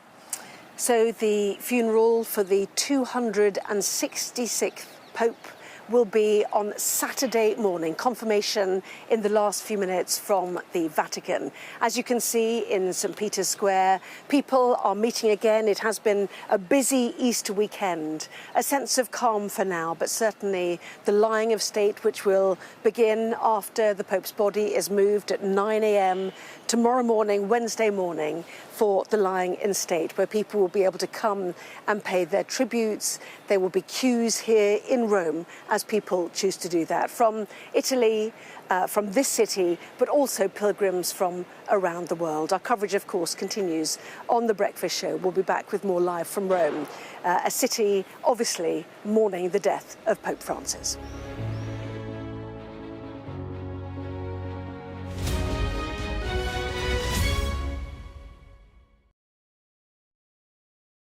I'm Dominic Waghorn, Sky's International Affairs Editor, covering a world that seems to be unravelling. War, unrest, revolutions. It's not his country, it's ours. They have succeeded for the first time in their country's history in removing a leader from power. No freedom! Sky News, the full story first. There was fighting here, but there's clearly now a lull, and they're using it to bring up more ammunition. This is a mass exodus in which Russia is hemorrhaging some of its brightest and its best. According to the local weather channel, there have been more than 2,500 lightning strikes and flash flooding, all on top of this week's lethal tornado. What stays with you most in this job is some of the people you meet. What is your worst fear about what the Russians want to do to the children? They're just boosting demographics by stealing young people. Would you like to take the opportunity, Mr. President, on Sky News to invite Barack Obama to come here? Mr. Trump, are you running for president? Can you confirm it? We're going to take a look, a very serious look. On that day, we saw your fighters killing women, killing children. Was that a mistake? Did you go too far? You couldn't control your fighters? The full force of the state is being used to crush any protest. Free wherever you get your news. It's half an hour now past the deadline that Hamas issued, and we've now seen a third barrage of rockets coming in. Another alarm. The mood here is jittery and nervous.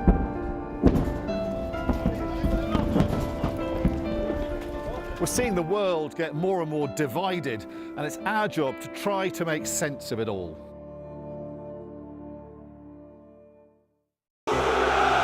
A show of military might and menace. Why should the West trust you? Frankly, I don't care whether the West trusts us or not. Sky News. Get the full story first. Have a quick word for Sky News. Is the West right? Are you fueling Russia's war machine?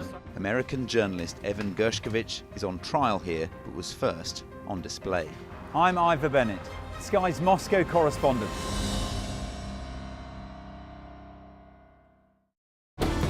Jubilation in the streets, while some emotional. This is a political victory for Prime Minister Modi and his Hindu Nationalist Party.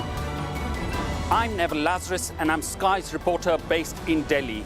Companies like these are helping India in its trajectory to be a serious player in space exploration. Sky News, get the full story first.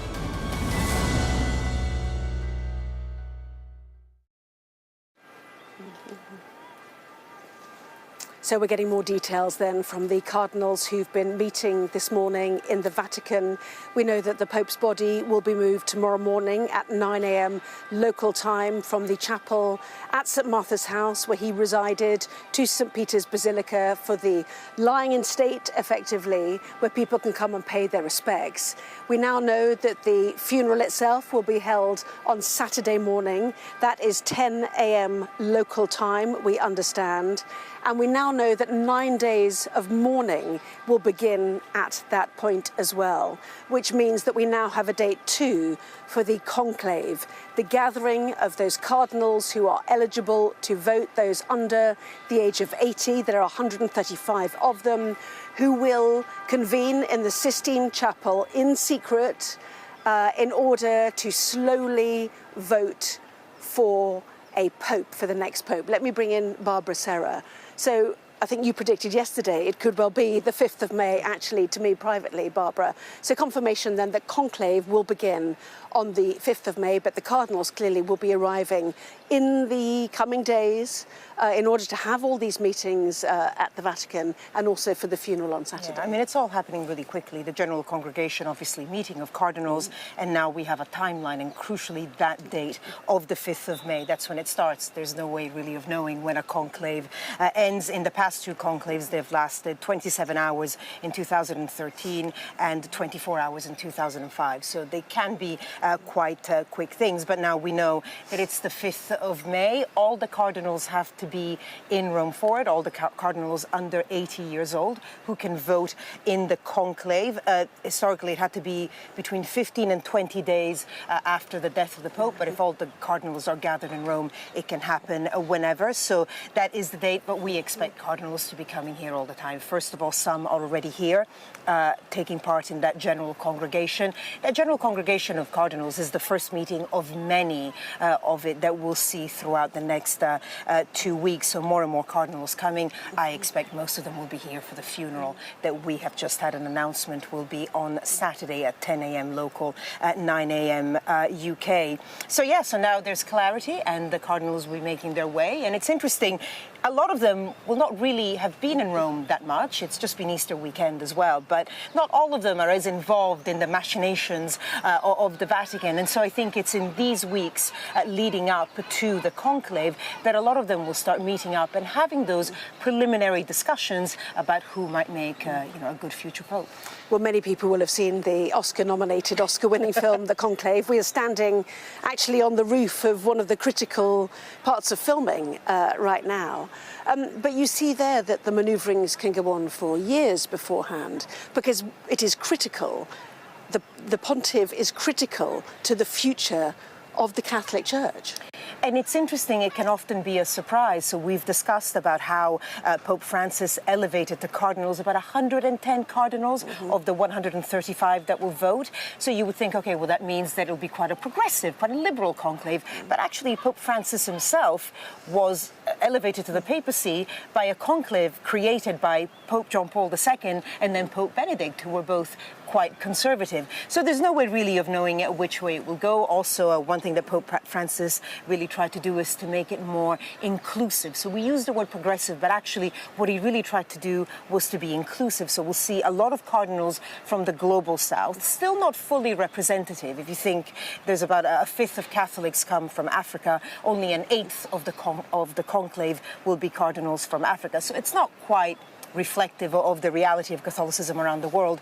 But it will be an interesting conclave, a different one, and one that I'm sure will throw up some surprises. Yes, and popes historically Italian, then Pope John Paul II Polish, Ratzinger, Benedict, German, and then Argentina in the mix, the first from the Americas, the first from South America, obviously, as well.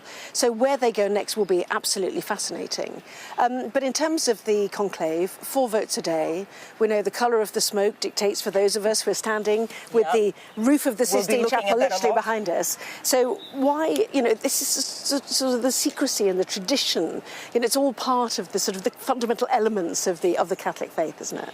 Yes, which to some people may seem a little strange, and perhaps, quite a few Catholics as well think, well, why so much secrecy? We'd like to know what's going on and what the issues that are being discussed. And some things much, much later do get, not leaked necessarily, but talked about the dynamics within the conclave. But it's very secretive. It's this age of social media where we get things on our phones immediately. It's quite strange that we have to wait for the 2 ballots and then the smoke, and then we have to decipher whether it's grey or white smoke. But that's the way it's always been in the Vatican. I don't think it's going to change before the 9th of May. Yes, exactly. It comes out a little bit grey first, in your experience, and then becomes white, and then a new pope is chosen. Barbara, for the moment, thank you very much indeed. So that breaking news coming from those cardinals who've been meeting at the Vatican. The funeral of Pope Francis will be this Saturday morning. There will be 9 days of grieving, and then we know that the conclave where the cardinals gather in the Sistine Chapel to vote for the next pontiff will be on May the 5th. Our coverage continues after this.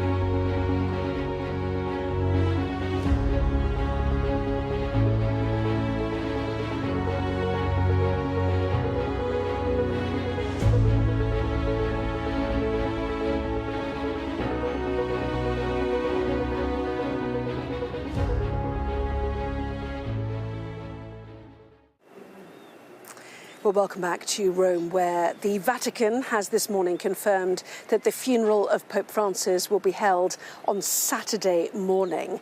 He died from a stroke and irreversible heart failure on Easter Monday. The Vatican has also shared pictures of the Pope in his casket, the images showing him in a wooden casket in red vestments, his bishop's mitre too.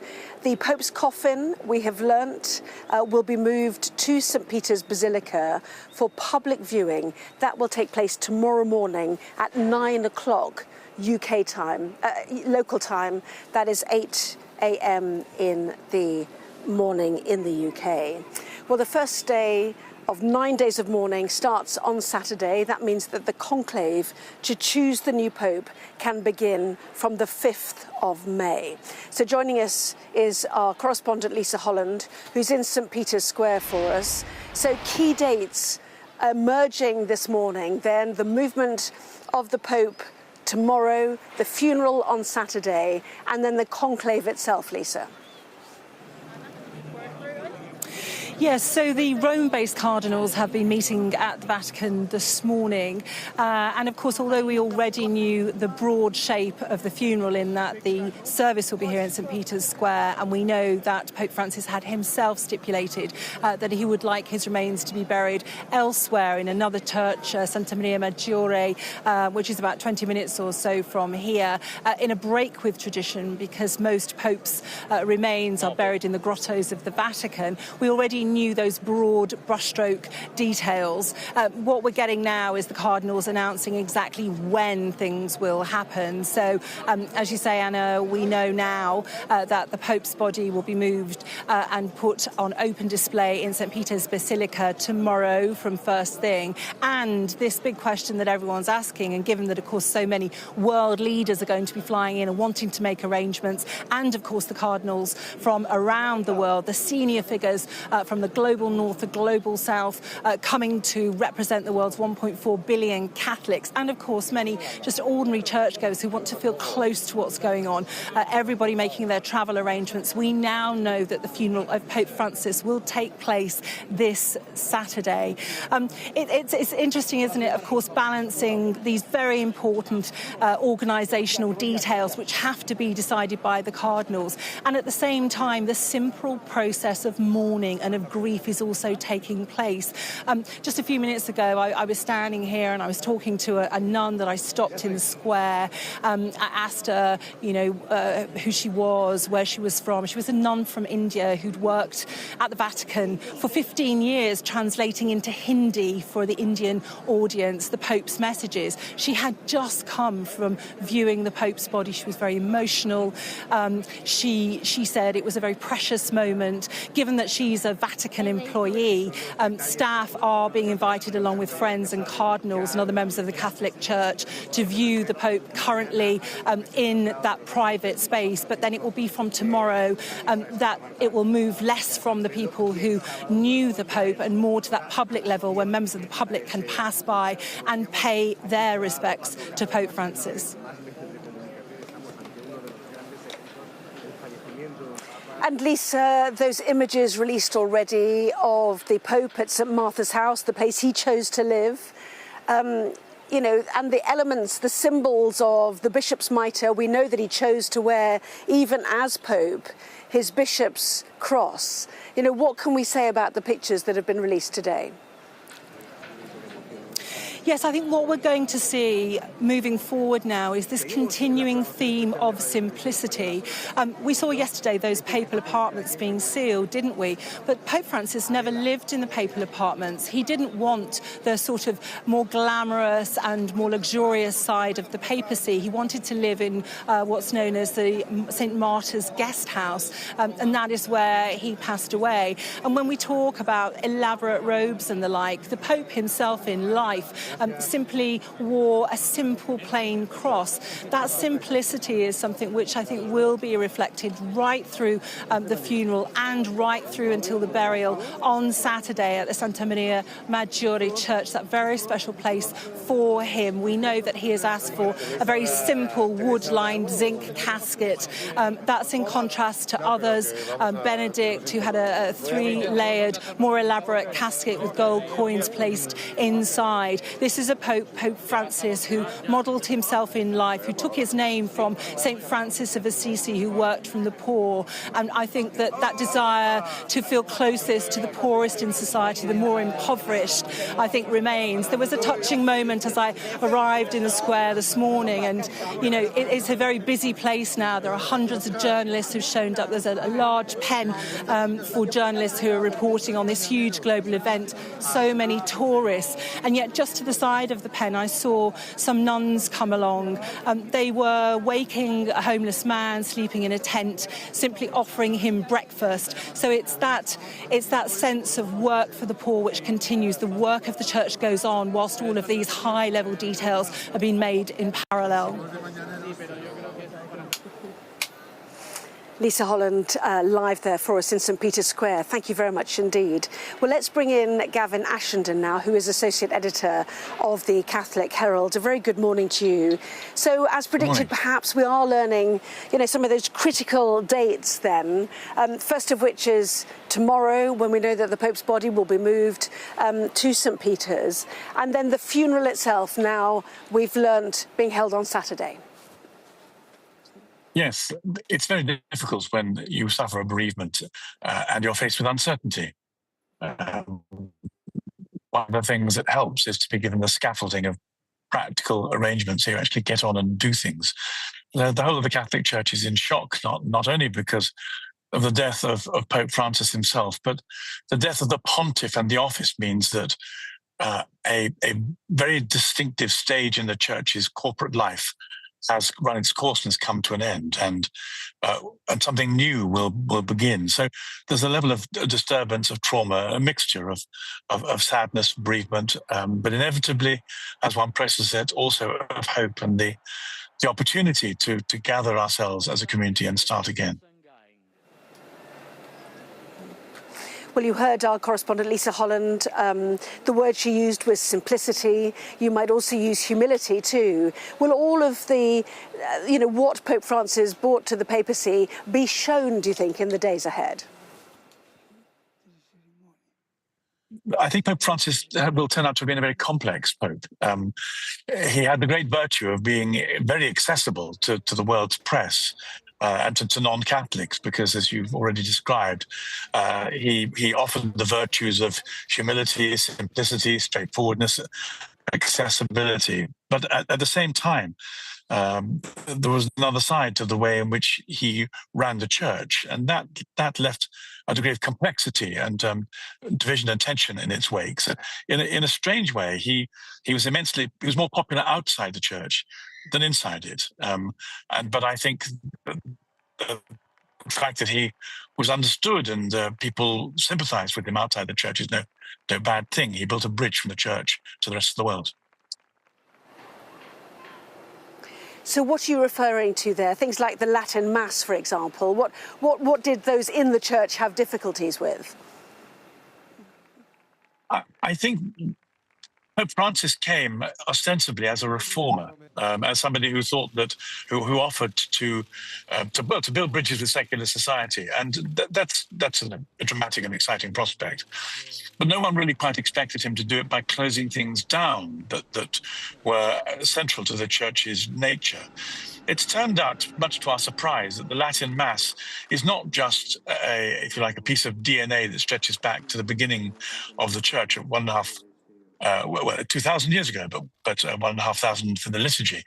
But it's become the source of renewal amongst young people, particularly for people who are under 30. People are flocking to the Latin Mass, and there's something they find in there that really deeply inspires and nourishes it. It was very hard to understand why Pope Francis wanted to effectively destroy it, to close it down, to make it illegal. It was never explained, never understood. and really was quite at odds to the persona that you've so skillfully developed that the rest of the world saw. So we have this contradiction that was difficult to deal with. Dr. Gavin Ashenden, we really appreciate those thoughts. That's very interesting. Thank you very much indeed for that. Well, Christians from Gaza's only Catholic church have also been paying their tribute to Pope Francis. Throughout the war, the Pope phoned them every single day, as Nicole Johnston now reports.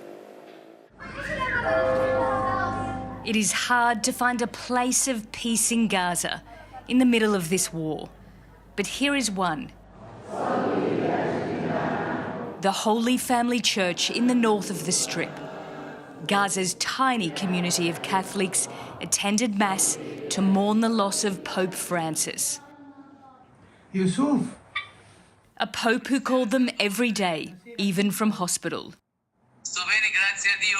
Mi scusa, è stato con il Santa Messa. Ah, con la messa. E dimmi, sì. Cosa avete mangiato oggi? Il pollo, le ali, il resto del polli, il resto del pollo, la salita. He lifted their spirits at a time when Gazans feel abandoned by the world. Pope Francis was outspoken on the war. In a statement on Easter Sunday, he called for a ceasefire, for the release of hostages, and aid for the, quote, starving people of Gaza. He also said unarmed civilians are targets for bombs and gunfire. The last call the church leaders received from Pope Francis was on Saturday night. More than 1 year and a half, and he called every day. He asked to us to help the people, to protect the children. So in the name of the Lord and the church, we try to continue to give this message of peace, of justice, of protection for every human being. Pope Francis supported Palestinians, prayed for them and urged them to be strong. He also condemned rising global anti-Semitism and called for peace between both sides. We received the news and were in a state of great shock because the Pope was checking in on us daily. He doesn't just ask about the Christians, but about the Muslims as well. He asks about Gaza as a whole. There was a special bond between Gaza and the Pope. These nightly calls of comfort. A connection to the world. A smile, a laugh. Bye-bye. Hope when all feels lost. Nicole Johnston, Sky News, Jerusalem.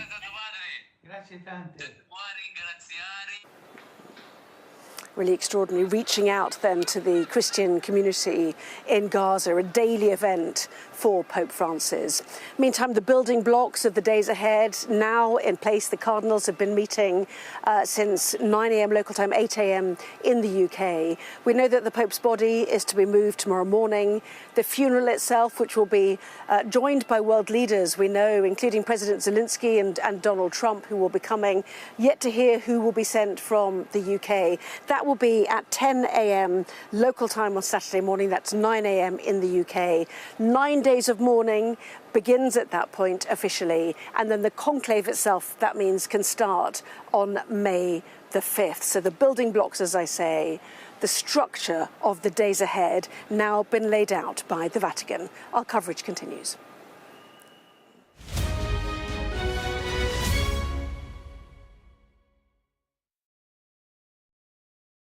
I'm Dominic Waghorn, Sky's International Affairs Editor, covering a world that seems to be unravelling. War, unrest, revolutions. It's not his country, it's ours. They have succeeded for the first time in their country's history in removing a leader from power. No freedom! Sky News, the full story first. There was fighting here, but there's clearly now a lull, and they're using it to bring up more ammunition. This is a mass exodus in which Russia is hemorrhaging some of its brightest and its best. According to the local weather channel, there have been more than 2,500 lightning strikes and flash flooding, all on top of this week's lethal tornado. What stays with you most in this job is some of the people you meet. What is your worst fear about what the Russians want to do to the children? They're just boosting demographics by stealing young people. Would you like to take the opportunity, Mr. President, on Sky News to invite Barack Obama to come here? Mr. Trump, are you running for president? Can you confirm it? We're going to take a look, a very serious look. On that day, we saw your fighters killing women, killing children. Was that a mistake? Did you go too far? You couldn't control your fighters? The full force of the state is being used to crush any protest. Free wherever you get your news. It's half an hour now past the deadline that Hamas issued, and we've now seen a third barrage of rockets coming in. Another alarm. The mood here is jittery and nervous.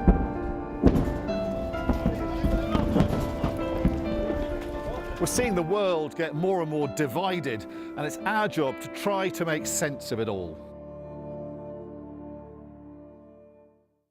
The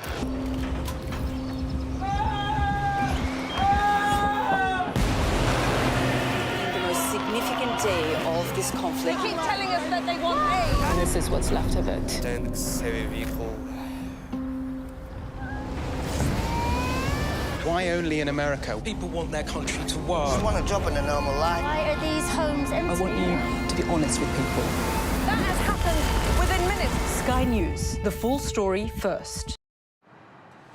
I just took a shower above the clouds. You know why? Because this is the Emirates A380.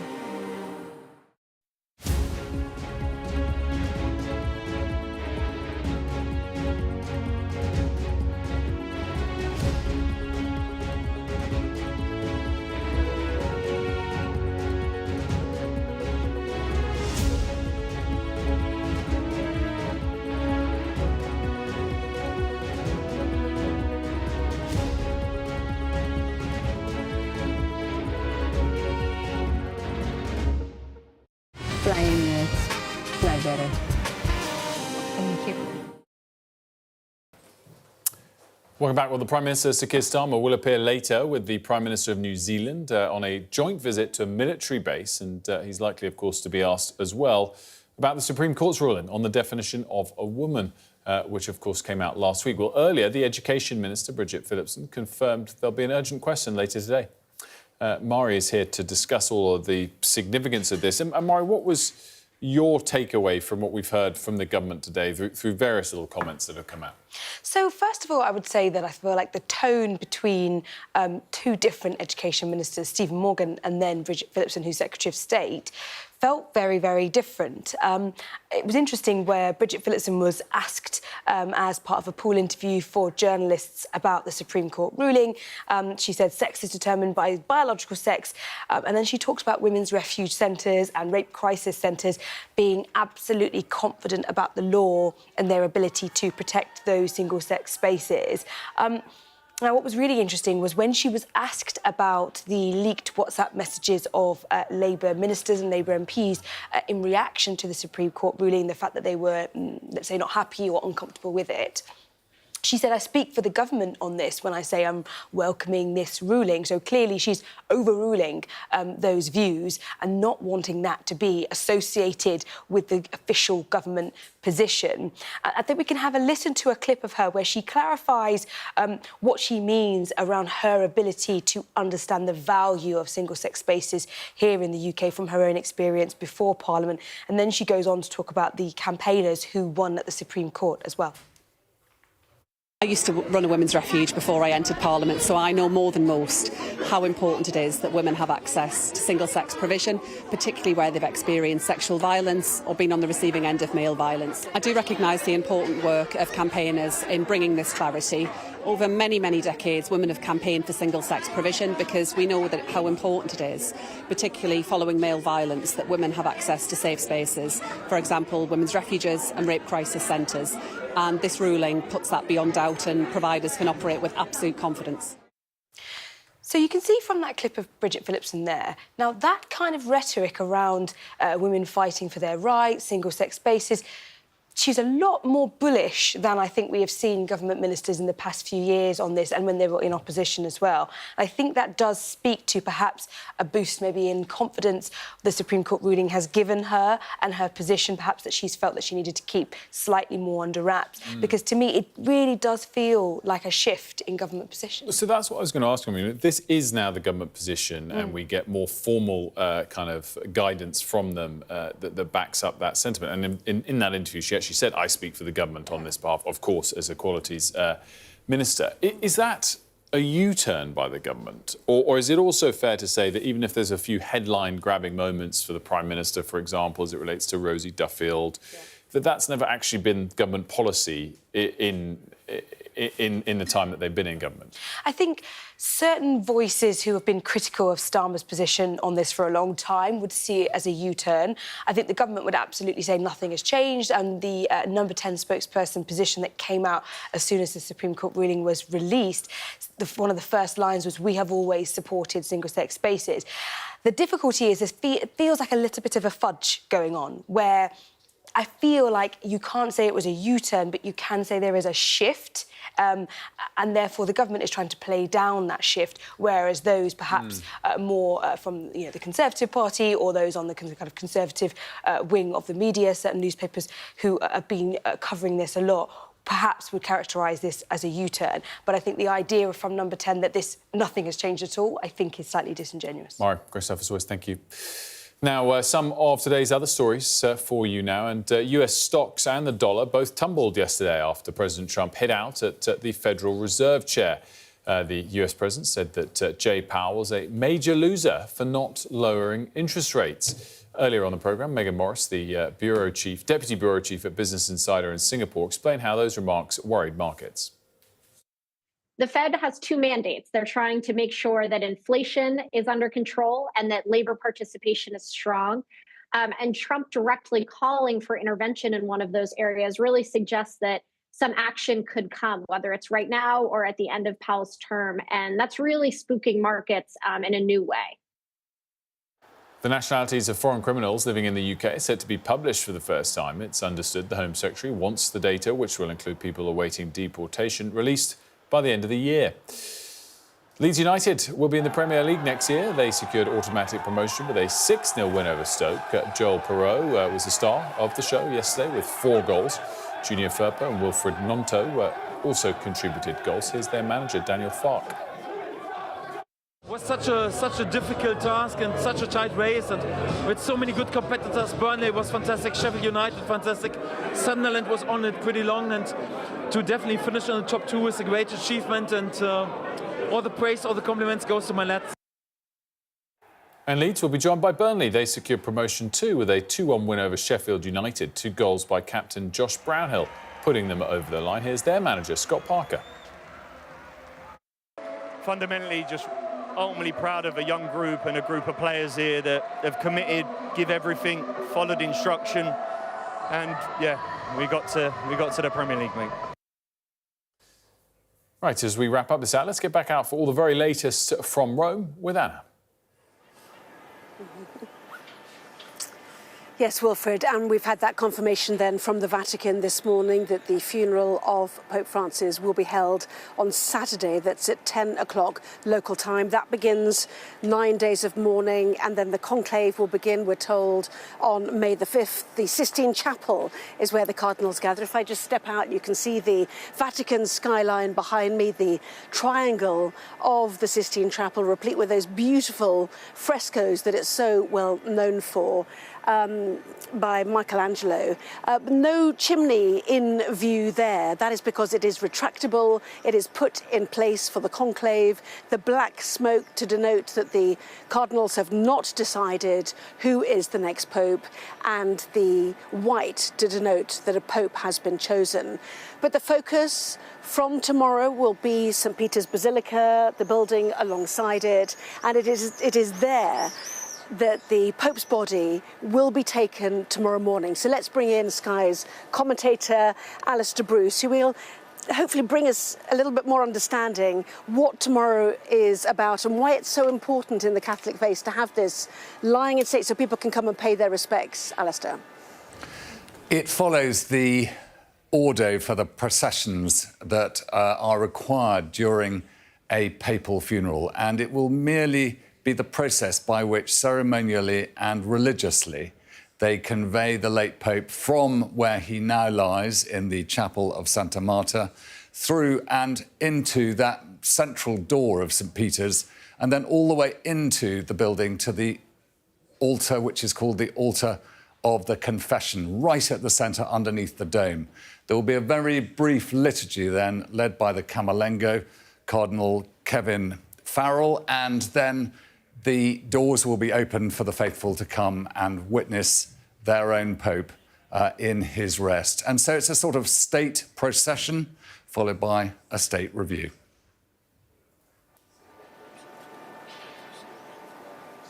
Alistair Bruce, thank you for that. Giorgia Meloni, Italy's Prime Minister, has cancelled all her national and international engagements this week to prepare for that funeral on Saturday. We will have more, of course, in the hours ahead.